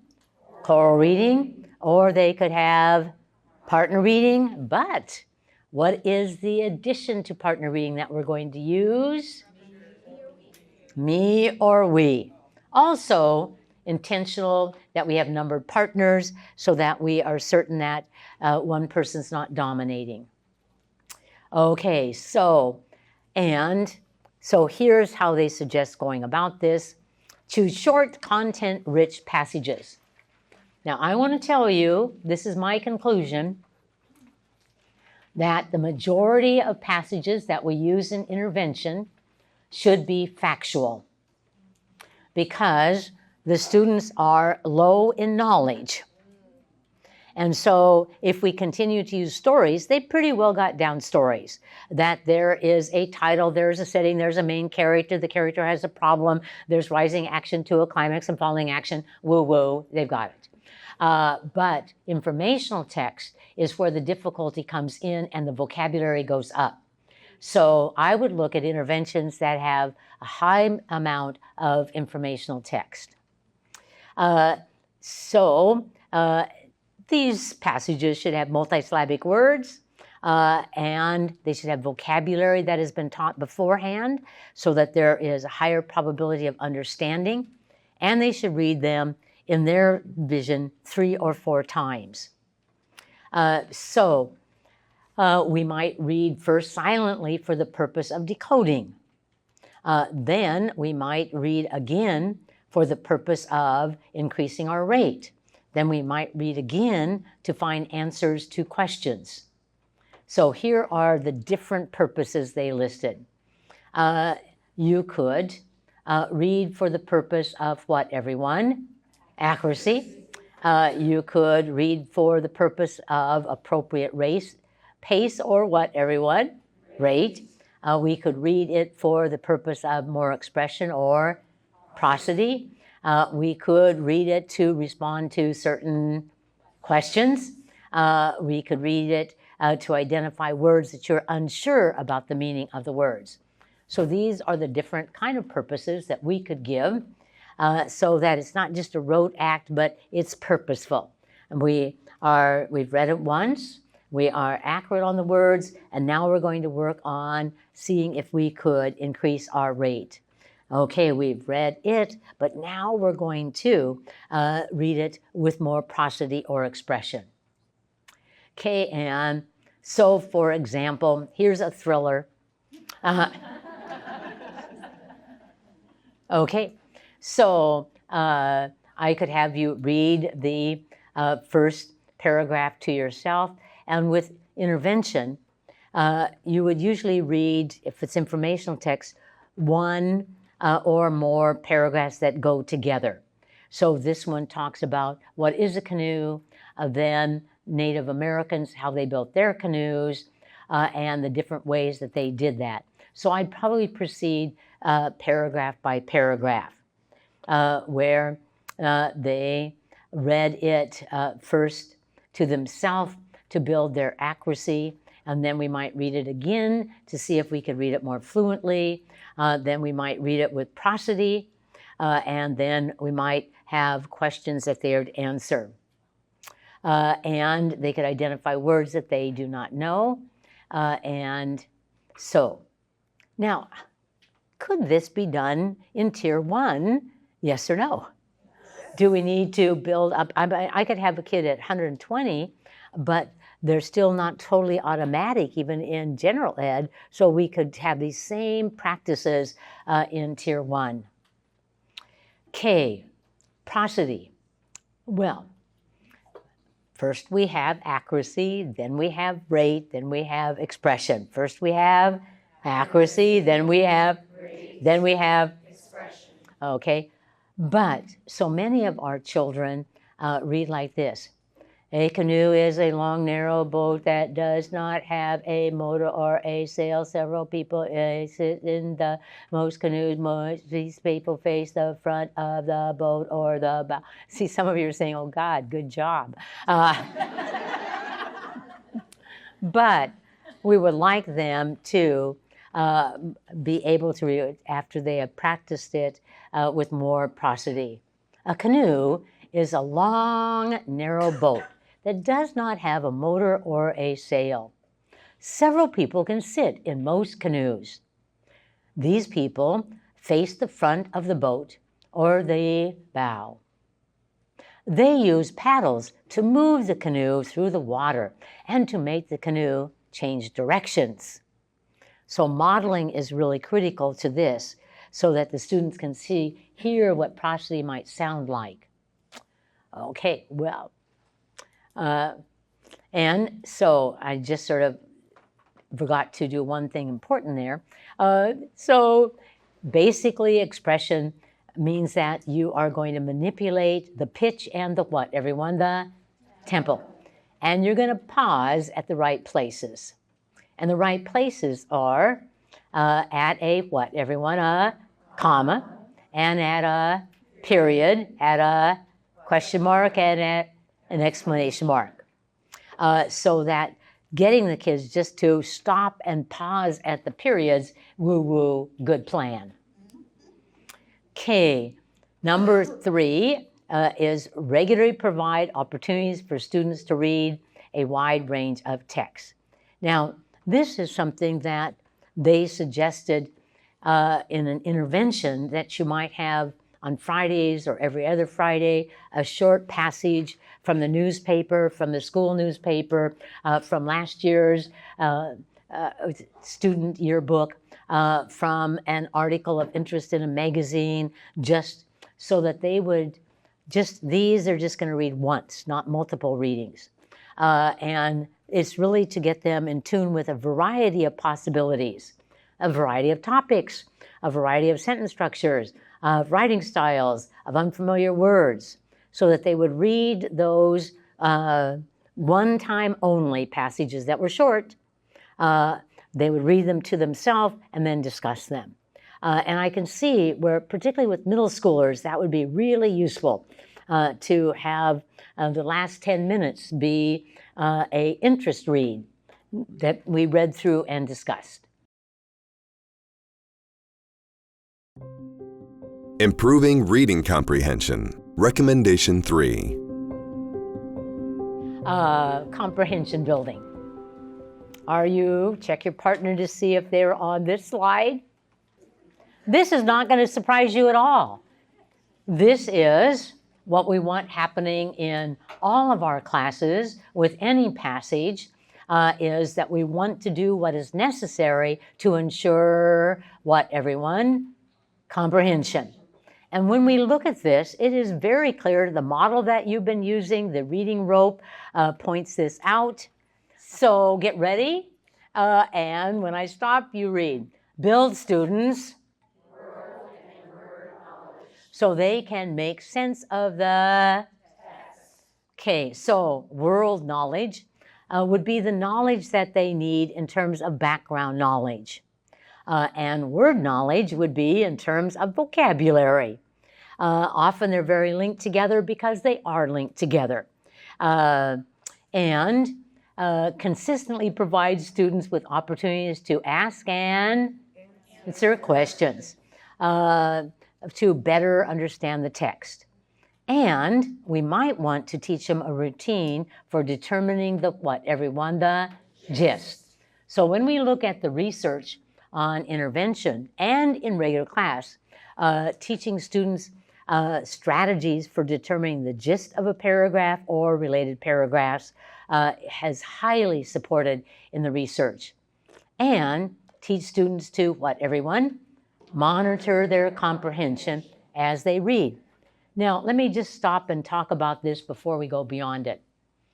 I'm noticing that many of our children don't monitor their comprehension or their performance at all. Like the students who wrote down, here's the question, what are the three branches of the federal government? And they misspelled government and the departments. And so I teach students to constantly ask themselves, does it make sense? That is the critical comprehension of monitoring.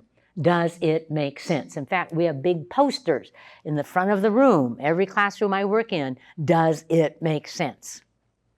For math, you know, you have a problem that says you had this many and you sold this many, how many you have, and their answer is greater than both of the numbers. We say, well, does that make sense? Constantly, does it make sense? They write something down, reread your sentence, does it make sense? Look at your paragraph, does it make sense? Do you see this as a problem? I think adults need to stop sometimes and say, does it make sense? Okay. So let's look at each of these.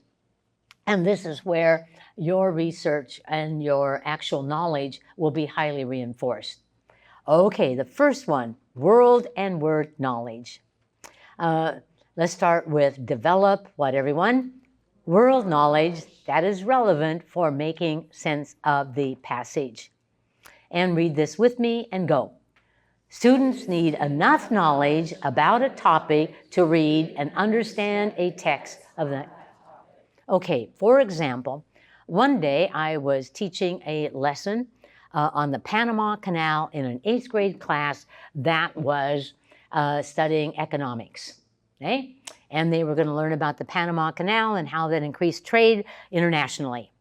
Now, is it possible that even in California, there would be some students that did not know where Panama was? Yes or no, everyone? Yes. Is it possible that they might not know what a canal is? Is it possible that they might not know where locks are? They're thinking locks on doors, not locks that lift up the boat. So was there some background knowledge to be taught? Yes or no, everyone? Yes. Okay. And so they suggest that in intervention that you spend a little time on introducing the topic and the world knowledge that is necessary. And you might have an easier to read description, you might watch a short video clip, or you might have a presentation with illustrations. So I plucked right out of this the middle school example from last week. Now the students were going to read an article that was about attorneys and these attorneys in their work in the courts. Okay? Now, is it possible that students in 7th grade would have some knowledge of courts? Yes or no? Okay? But not necessarily enough for this passage. So I said to myself, I'd better teach them some knowledge. So you are now my 7th graders. And Tammy, do you have your watch with you so you could time me? Sure. Okay. I just want you to time the amount of time this took, okay? Okay, 7th graders. Looking up here, the passage we are going to read is about attorneys. Another word for attorneys is lawyers. So attorneys, another word is what, everyone? Lawyers. And it is talking about them in a court. And raise your hand if you've ever seen a television show or movie that occurred in a court where there was a trial. Raise your hand if you've had that. Yes, I expect 7th graders, you had some background knowledge. We need to just polish it up a bit. Now, if you go into a court in Sacramento or in San Francisco or in San Diego or even New York City or Miami, Florida, you're going to find the courts look a lot like this court. So we're going to learn a little more about the organization of that court. And everybody, this is in front of you. Be certain that you have this in front of you. It's in your handout. Okay, so let's look at the basic organization of every court. Read it, everyone. Judge's bench. There is a judge who's going to make the final determination, not on guilty or not guilty, but on the sentence. What you're going to have to, if you're found guilty, what's going to happen. And basically, the judge runs the trial. So who runs the trial, everyone? The judge, okay? In our passage, it's called the judge's what, everyone? And, read it, presides over trial. Okay, now he has some helpers. One is a what, everyone? A clerk. And the clerk is there to help. Would you get this book? Would you take this over to the prosecutor? Would you take this to the defense attorney? So the clerk is the helper, but there's also a what, everyone? A court recorder that is recording every word that occurs during the trial. So who types up very fast all of the words in the trial? The court reporter. Excellent. Okay, now you see these two tables, and read it, everyone. Plaintiff and defendant. Now, before we go on, I want to talk a little bit about this rail. What is it, everyone? A rail. Now, you might have talked about it and never known it, okay? So let me just explain. This rail separates the working area of the court from the spectators. So up here we have the working area of the court, and here we have the what, everyone? The spectators, or referred to as the public. Okay, now, this has been often called a bar. What's it called, everyone? A bar. And the word bar has become to mean law. So today when we talk about the bar, it is the what, everyone? The law. Okay? And it's like barrier. It has the same morpheme, meaningful part of the word. Bar and barrier. Bar and what, everyone? Barrier. So here's some lines from the passage you're going to read. Take the what, everyone? The bar. Take the bar is to take a test in law. You've gone to school forever, and now you take a test to show you could become an attorney or a lawyer. And you have to, what, everyone? Pass the bar in order to get certification so that you could be an active attorney or lawyer. Well, what this means is, this is another statement from what we're going to read. Read it, everyone. Have the skills at the bar. Okay, so when you have the skills and you pass the test that says you can be an attorney, then you can move into the working area. You pass through the bar. You pass through the what, everyone? The bar. So the rail that you'll see in every court, another name for it is the bar, which means law. Okay, so let's learn a little bit more to add to your knowledge. Okay, so here is the what, everyone? The plaintiff. Now the plaintiff is either a person or a company, or it could even be the government, but they are accusing the defendant. We think you murdered someone. We think you robbed a house. We think you cheated on your taxes. Crime, crime, crime, crime, crime. So the plaintiff accuses the defendant of what, everyone? A crime. Okay, and they have to prove the crime. So the plaintiff has to prove the what, everyone? The crime. Now, sitting at this table will be the plaintiff. If it's a person who says, you did a crime, you did a crime, the person is sitting there called the plaintiff. What is it called, everyone? The plaintiff. And next to the plaintiff will be a prosecuting attorney.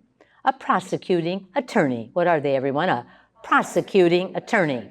Prosecuting attorney says, you did it, and we're going to prove it. You did it, we're going to prove it.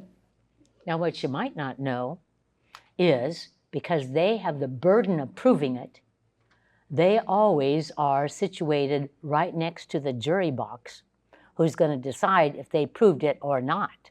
So no matter what court you go into, the plaintiff's table is next to the what, everyone? The jury box. All right next to it, usually on the right side of the court. But over here is the defendant's table. No, I didn't do it. No, I didn't do it. I promise you I didn't do it. And they're accused of a what, everyone? A crime. And there is a defense attorney. What are they, everyone? A defense attorney. They're defending it. No, he didn't do it. She didn't do it. No, they didn't do it. No, the company didn't do it. They are defending the defendant.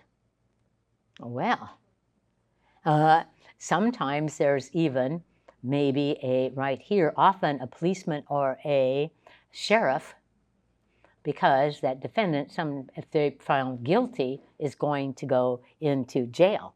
So they're just sitting right there waiting for that time. Okay, everybody, hop over to the next page. You're going to tell your partner what you know about the court. And listen, ones you're going to start by pointing things out and saying details until I say, next, and twos will take it over. Get ready, ones. So, here's what I know about a trial. Here's what I know about the courtroom in a trial. Here's what I know about the courtroom in a trial. Say it, everyone. Here's what I know about a courtroom in a trial. Ones begin. See, this is the kind of instruction that we're missing, of teaching background knowledge. Raise your hand if you learned something you did not know. Okay? And raise your hand if you like knowing it. And kids like knowing it. They love knowledge. They love knowledge. And particularly if we have knowledge that is what we call a knowledge network, related background knowledge, more than one fact. Now, I did this with students that were in 7th grade because they already brought a lot of knowledge to them, but not all of the special knowledge. Like they could go home and say, well, you know, if you are the plaintiff and you have to prove things, you're close to the jury, and also the witness stand is close to the jury. And the jury has a door here, some of you added that, where they leave privately. Woo. But most of all, isn't it interesting to know what the word bar means? Right? Okay. Well, moving ahead, that was not the most important thing of the day, but it was proof. And it took us 9 minutes, so a little more than 3 to 4, because I had you then actually retrieve it and teach it, because we rehearsed it and then we retrieved it. All right, and number 2, read it with me, or I'm going to read. When I get to the yellows, say the word. Teach the meaning of a few words that are essential for understanding the passage. And I love the term here, essential words, so that are critical to understanding, conceptually necessary, that you would want to teach. And it's useful to have a routine that is school-wide that we use if we are pre-teaching vocabulary before a passage is done. And we could teach words beforehand, and they suggest 1 or 2 essential words, because as we're reading the passage, if we come to other words, we can tell them what the meaning is, or we can have them figure out the meaning of the words. So give a brief, simple definition and give an example, and even just oppose it with a non-example. So I included the example here of a strategy for teaching vocabulary. And you're going to teach it with me, and so go here. So first step is we're going to teach the words what, everyone? Pronunciation. And everybody, pronunciation. Because if you cannot accurately pronounce the word, you cannot attach meaning to it, store it cognitively, and retrieve it. So it is critical you can pronounce it. And be my students, or be my teachers, teach it with me, and go. What? I need everybody. This word is complication. What word? Complication. Tap and say the parts of the word. Complication. And read the word by parts, everybody. Complication. What word? Complication. Yes, complication is a noun. This was before reading a passage on building the Panama Canal, and there were many complications. So it was the most essential word in the passage. And then tell students or read the explanation with them. So read it with me and go. A complication is something that makes a situation harder to deal with or more difficult to do. So when I have a complication, then it is going to lead to a situation that is what, everyone? Harder or more difficult. But that's not enough. They would need some, what, everyone? Some examples. Now we are going to read about the Panama Canal between 1881 and 1914 when it was finished by the United States.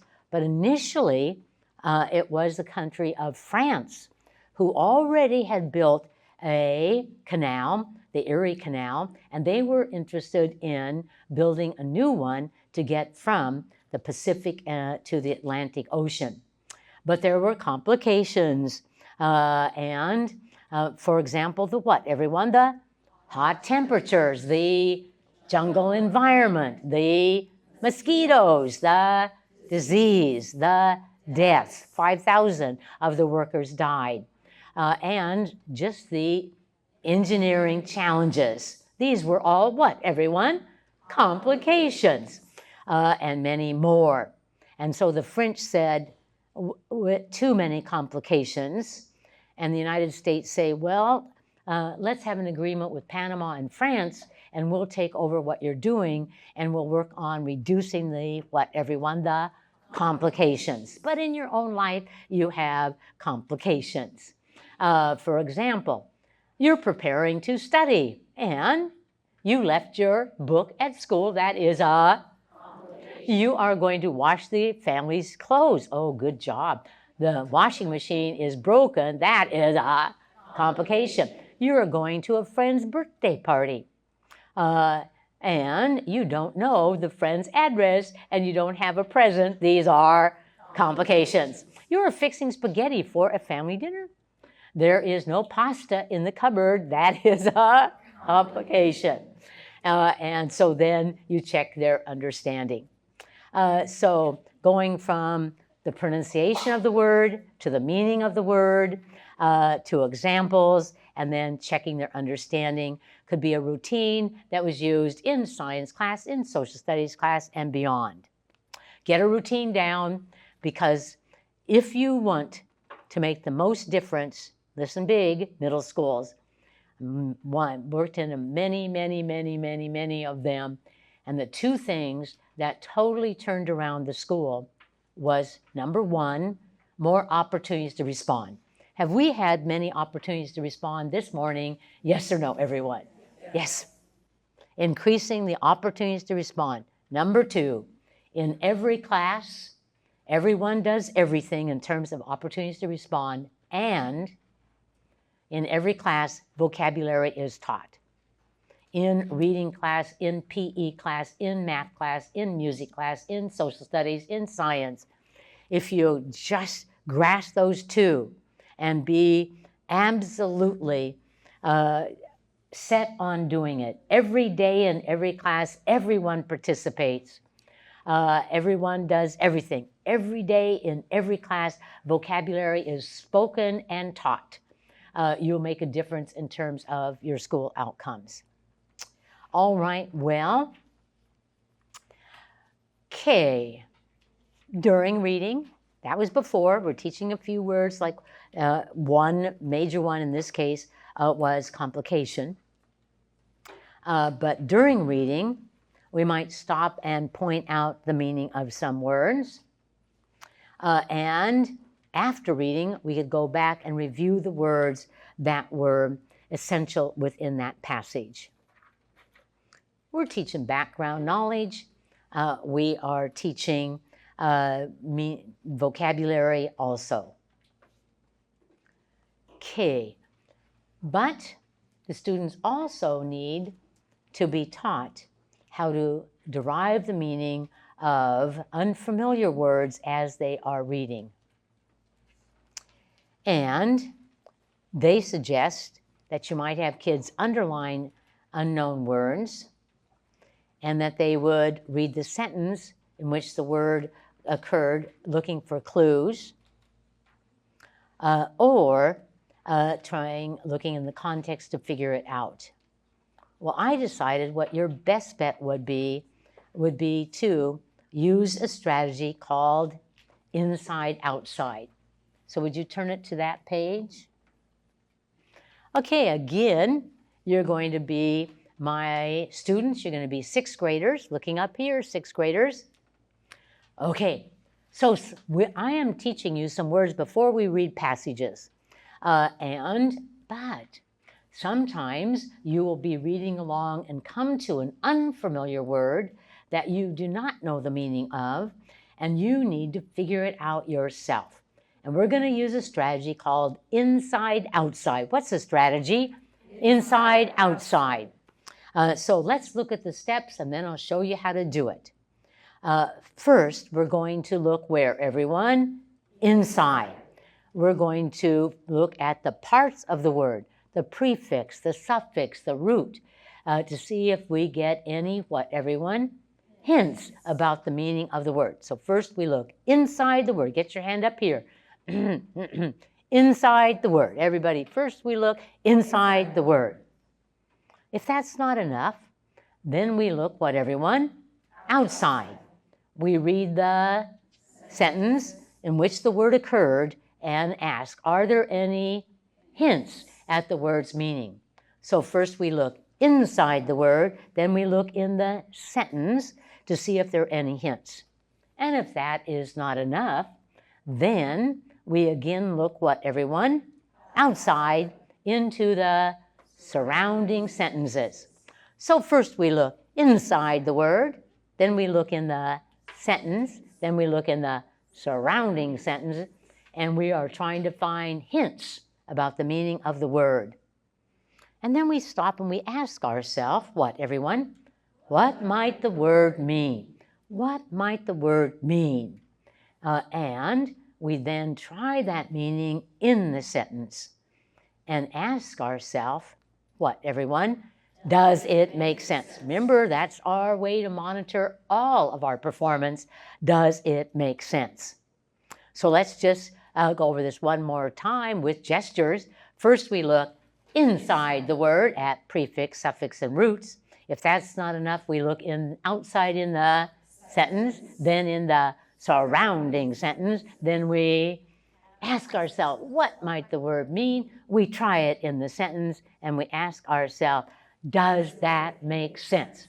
Everybody, does that make sense? So we teach the strategy, and then we model it. And so this was the last time I taught it. I modeled it, and there's one mistake. Would you fix it up? I can't believe this. Luckily, I reread the handout this morning, and I said, woo-woo, one mistake. This should be, I do it. So first we would model using the strategy, and then we might, I'm just having to go through this fast because of the time, and then I might model it again, and then I'm going to guide them. So what do we do first? We look inside the word. Is there any hints? Yes, the word out. Then we say, is there one in the sentence? We had an outrigger, a sort of balancing pole. Ooh, author gave us a big hint. A balancing pole fastened to one side to keep the boat from tipping over. So an outrigger is a balancing pole. Oh. And so we would guide the students in using the strategy. Okay, I'm sorry that we didn't have more time for that, but you got the big idea?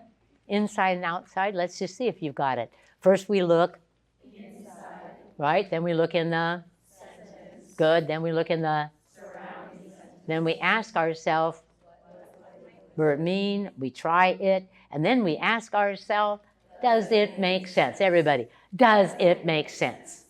Beautiful. Okay, so pop over, matching yours to mine.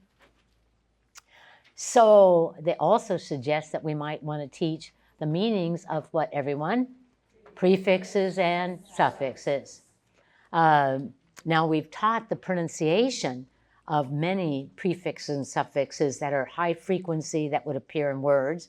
And some of those we'd want to teach the meaning of. And so prefixes like un and what, everyone? Pre. We might teach roots such as graph and therm and port. And we might teach suffixes such as full and shun. And just for your own edification, this is the best list of, by frequency of occurrence, of prefixes that are taught from 2nd to 5th grade, I hope, and then ones that might be taught in addition in intermediate and secondary. Then we have suffixes. Again, they are in order of frequency of occurrence, and they are ones that will be taught 2nd through 5th grade and beyond. So we should have a systematic way to teach morphemes to intervention students and general ed students. Okay, and we will also want to teach the meaning of Latin and Greek roots as they occur in words. So the last time I had the opportunity was a passage that had it was a Catholic school, it was 8th grade, and they had the word dictator. And I said to myself, it's an opportunity to teach dict and dick.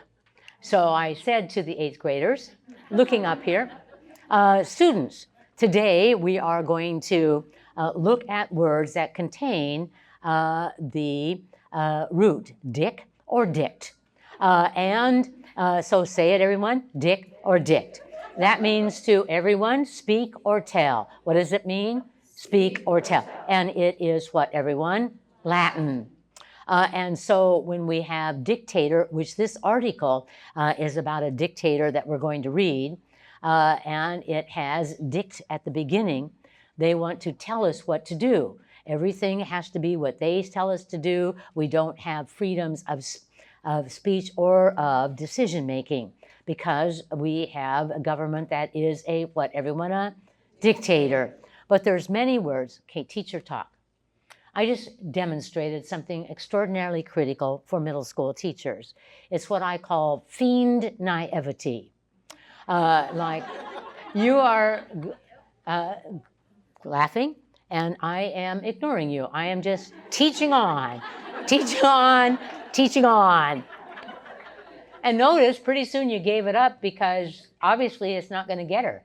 And so it's really an important thing with middle schoolers, because if you join it and then you reinforce it, and then you're going to have a lot more of it. And this ended up being fascinating to them, because then we went through other words like, here we have dict again. I dictate it. I say into my computer what I want typed. I dictate it. And then we went to verdict. So at the end of a trial, the jury is going to say guilty or not guilty, and that is a verdict. So they are actually telling and saying if they're guilty or not. But then, remember, this was in a Catholic school, so read this word, benediction. You know, you go to Mass, and at the end, Father, Son, and Holy Ghost, bless you. They are telling God to go with you. It is a benediction. What's it, everyone? A benediction. But I just taught on. And the teachers couldn't believe that the kids gave it up because it just, you know, it just wasn't getting any energy. But the kids, you know, sort of like when we did that courtroom, you were interested in that because there was new knowledge there. But if you think about it, a dictator, a verdict, predict, dictate, benediction, I mean, you're just like, wow, all of those have that one common meaning of to speak or tell. And that fascinates our brains, right? Okay, so let me just tell you a little bit about something that happened last week that was of interest to me. Remember, I was working with middle school teachers, all the middle school teachers in one district. And so I got their materials ahead of time so I could analyze what kind of changes they would need in the design and the delivery of the instruction. And then I told you about the science material where the teacher read all the slides, read all the materials, read all the directions. And I said, well, this is an easy change. You could have them read it with you so that they would continue to practice reading. Well, one of the things was that the science book taught whole words, the meanings of them, like microorganism, and did not teach any morphemes. And I will tell you, if you want to improve vocabulary at your school, the teachers that are most empowered by their curriculum to improve vocabulary are science teachers, science teachers, science teachers. So I'm going to just teach to you the mini little lesson that I taught them about what they could do, because I read their book. And these are, you have all of the, okay, be my sixth graders. It was for sixth graders, life science. Okay, looking up here, boy, it's the second day of school, and we're going to be reading our first chapter in our science book, and it is on life science. What's it called, everyone? Life science. So it is a study of what, everyone? Life. Now, one of the things in science that's useful is looking at meaningful parts called morphemes. What are they called, everyone? Morphemes within words to figure out the meaning. And so we're going to start with one that our first chapter has. And this is pronounced bio. What is it pronounced, everyone? Bio. And it means life. It means what, everyone? Life. And we're going to see this within many books, or many words within this first chapter. But first, we also have O-L-O-G-Y. Spell it with me. O-L-O-G-Y. Ology. And this goes at the end of a word if it means what, everyone?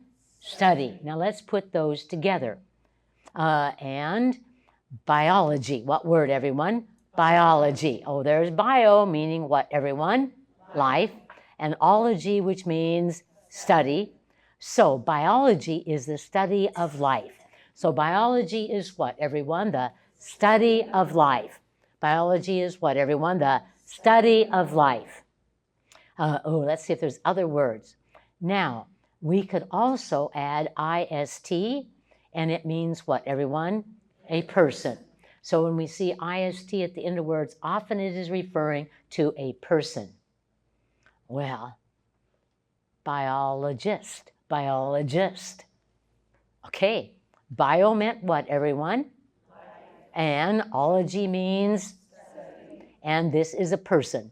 Biologist is a person who studies living things. Everybody, a person who studies living things. Bio is life.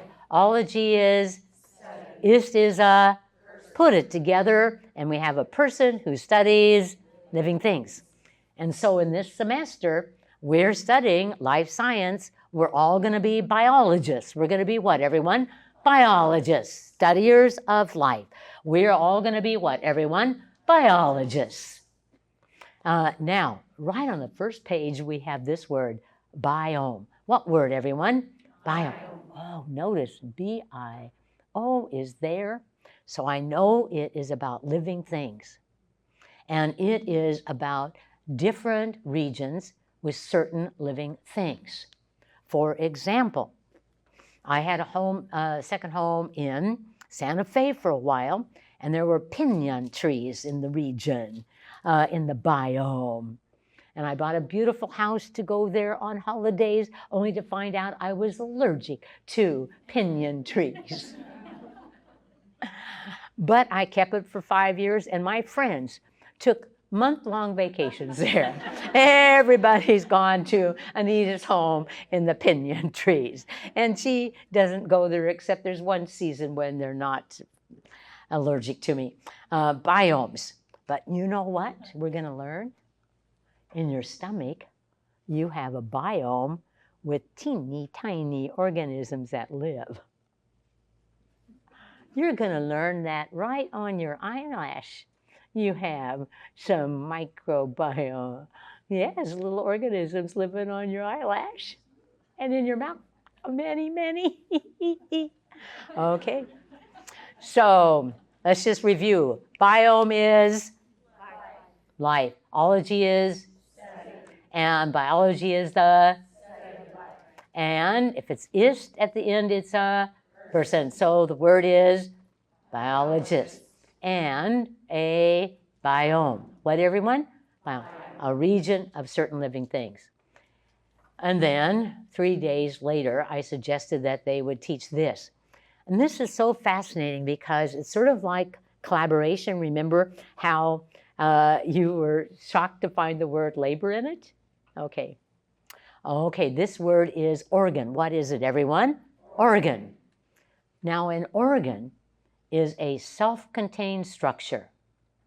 Oh, my heart is an organ, and so it is a self-contained that performs a specific function. So it's a, what, everyone? A self-contained structure that performs a specific function. Okay, go like this for your heart.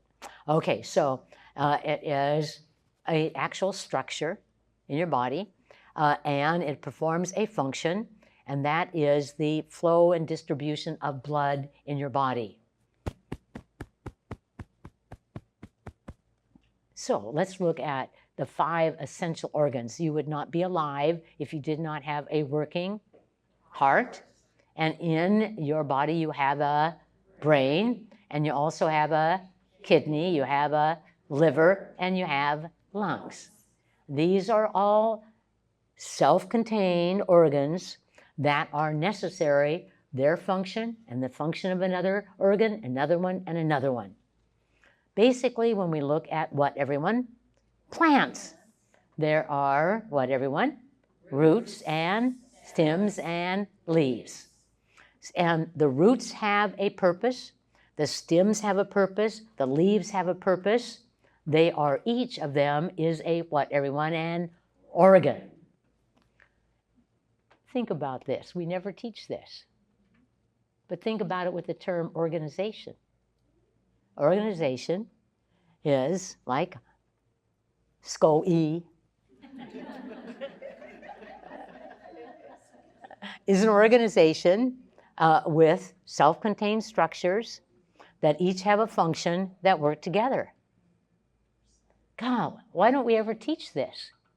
Because doesn't it make sense? Then organ, organization, organizing. But so organisms are living things. What are they, everyone? Living things. And plants and animals and bacteria are all what, everyone? Organisms. And the word micro means small. What does it mean? Small. And so we have microorganism, which is a small or tiny living thing. And we have a scope to see something. I'm doing this much faster than I would with 7th graders, would be a microscope. The scope is allowing us to see things that are very, very small, microorganisms. But see, this is what this book did none of.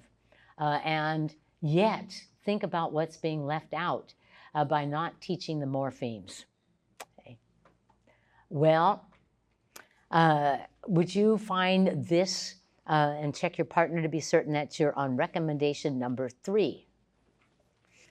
So, consistently provide students with opportunities to ask and answer questions to better understand the text they read. So, they suggest that we ask different types of questions, and that they could work, collaboratively. Ooh, there's labor there, to labor together. Ooh. That they could answer questions and discuss them with their partners or teams, and teach them how to ask questions also. So they're answering questions, they're answering with their peers, and they are taught how to generate their own questions. So just a little bit of information on this. This is from the materials, and you probably are familiar with this over the course of your broad careers, where you have what are called write their questions. Literal questions where, what are the 2 ways that canoes are built? They're either dug out or made from birch bark. So right there. Or ones that are think and search.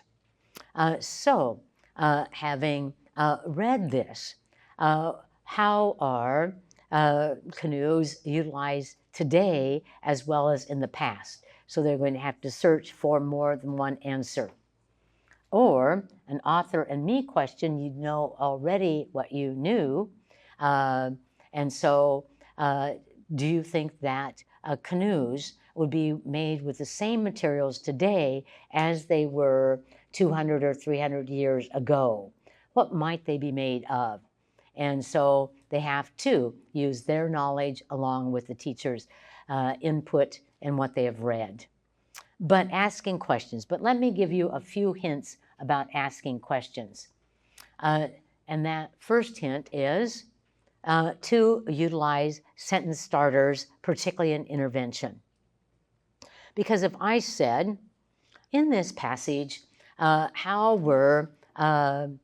did indigenous populations make canoes? And you're going to say, one way that indigenous populations made canoes was. I give them a sentence starter.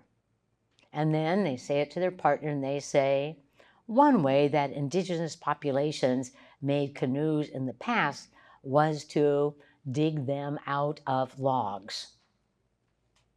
But if I didn't say the sentence starter, they would say, well, like dig out, like logs,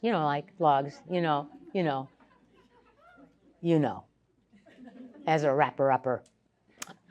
True? So the power of stems, which is not in this material, but we certainly found it to be true. If I ask a question and the students report an answer, might they use a short phrase rather than a complete sentence? Could that happen? Yes or no? Yes. So I want them to use a complete sentence because the more they speak in complete sentences, the more likely they're going to write in complete sentences.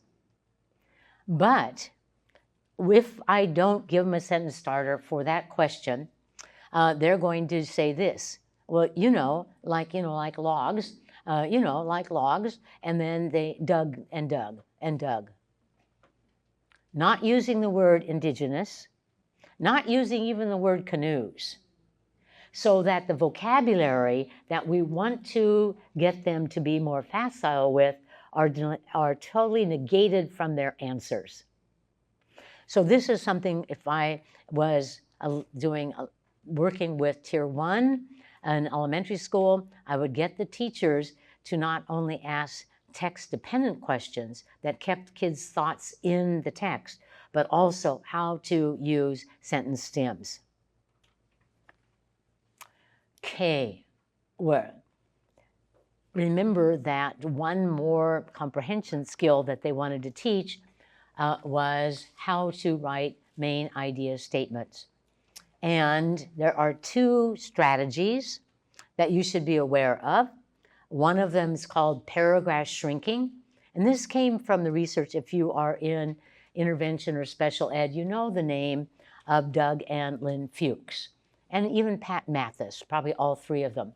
And so they researched paragraph shrinking, where the kids read a paragraph, then they had to name the who or what. Name the what, everyone. The who or what, a person, animal, or thing that the paragraph was about.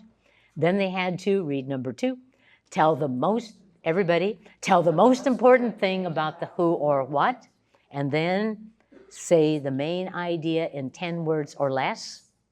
And then they would usually write it down or say it to a partner. And they did this research on intermediate students in your elementary schools. But Sharon Vaughn did a parallel set of research called Getting the Gist, where they again would read a paragraph. They would name the who or what the paragraph was about in a brief phrase. Then they would tell 2 or 3 important details about it, and then they would shrink it into a sentence that was 10 to 15 words, and if they went over that, their partner would say, shrink it, and they would have to shrink it down. A very powerful strategy. If I was a social studies teacher in middle school, could I use this strategy in my class? Yes or no? If I am a teacher teaching wonders, and we have a wonder informational article in 3rd grade, could we use this strategy? Yes or no, everyone? Yes. Okay. So you're going to be my students. And I'm just going to go through this and tell you about it because of the time, because then we'd be here till 1 o'clock and then 2 o'clock, and then I'd have to make you stay the evening and then come in tomorrow. Okay, so one day I was teaching in Australia, and I was in a class where they were learning about all of the countries that had been in or were in the British Empire. And so they were studying, my turn there was to introduce a passage about the history of Kenya.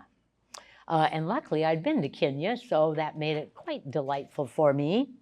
And so I first provided them some background knowledge, like where is Kenya? Raise your hand if any of the students at your school would not know what continent Kenya was on. Okay? So we're not going to commit a suicide. We're going to teach it. So that Kenya, this is the continent of Africa, and here is the country of Kenya. And it's surrounded by other African countries, but it's also on the Indian Ocean. And so then there is Kenya right there. So then I gave them a little bit more background knowledge, like the United States was once a British colony, and usually the date set when that began was 1607, until we said, no, we don't want to be a part of that, and we had a Declaration of Independence on July 4th, 1776. And Kenya, on the other hand, became a British colony later in the 1800s, and they only recently, in 1963, got their independence. So this is world knowledge that they could have about comparing the United States. And many kids didn't recognize that we were once a British colony, so this is kind of like a big idea. And we had independence. Okay. And then we set the goal of the lesson that they would be able to write main idea statements that form a summary of the informative article. And so we use this strategy, which I introduced to them first. And then, like any good teacher, first I'm going to do demonstration. So I said, my turn.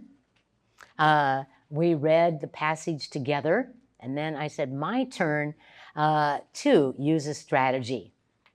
So first I have to name the who or what. And this was about the country of what, everyone? Kenya. And Kenya's what, everyone? Borders. And I have to identify 2 or 3 important details about this topic. Now, when I look at this topic, which is about Kenyan borders, they say it's in East Africa, and it's bordered by Ethiopia, Somalia, Tanzania, Uganda, and the Indian Ocean. So I say to myself, whoa, that is too much for me to remember all the names of those countries. So I could just say, how many are there? 1, 2, 3, 1, 2, 3, 4. I'm just going to say there were 4 African countries that bordered Kenya. And the other border is the Indian Ocean. And then I have to shrink it down. So get ready to count my words. Kenya, a country in East Africa, is bordered by 4 countries and the Indian Ocean.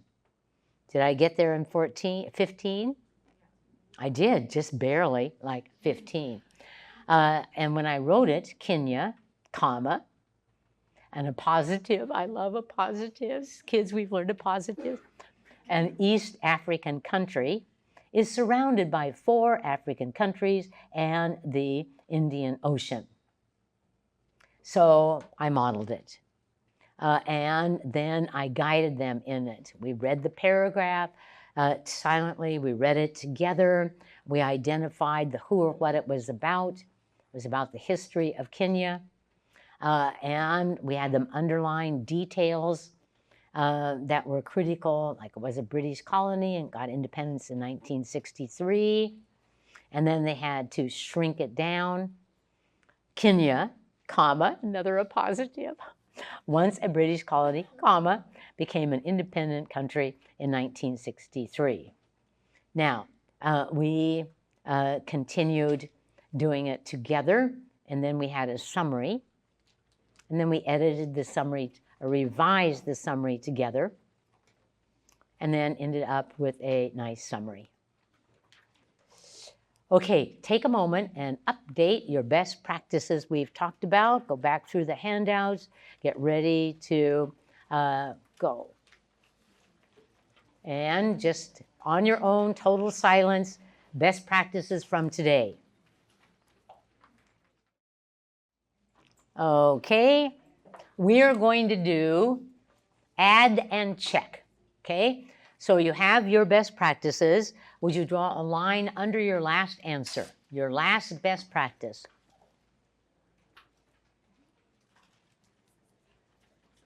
Okay, listening, and point to the person in your team. Now we have a team that has the longest hair. That person will go first, and you will go clockwise. Listening. So that person is going to say their ideas, and I just sat here and did a little summary, and I said, well, one thing that I was reminded of is that everyone should do everything in a class. Everybody say it together, write it together, do it together. And then everybody in the group who has that same idea on their list is going to put a check after it to say, yes, I had that too. If not, they're going to add it to their paper under the line. Check and add. Check and add. Teacher talk. Why are we doing it this way? Because if I said just talk about it to 8th graders, is it possible that they would really attend to what their peers were saying, yes or no? No. Well, adding more actionable behaviors will make a difference, and check and add is one of the best. Okay? All right, so that person's going to say one, everybody's going to check it or add it, and then we're going to go to the next person, and you're going to continue until I say stop. And begin now with best practices from the day. Start with your best answers. And go. Thank you so much, and don't forget that active participation makes a huge difference no matter what part of this we're going to be teaching. And if you're working with partners or teams, have both partners do something or team members do something. And this is one of my favorites. It's so simple.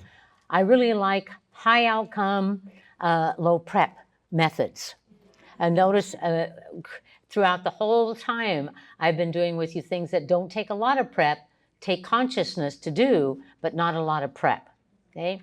So, but I was asked by 3 people, don't you have any videos so we could see you do this with children? So I asked if after lunch today I could show you a short one with actually an intervention group in New York City on vocabulary. Okay, so we'll just wrap it up there. Hey, thank you.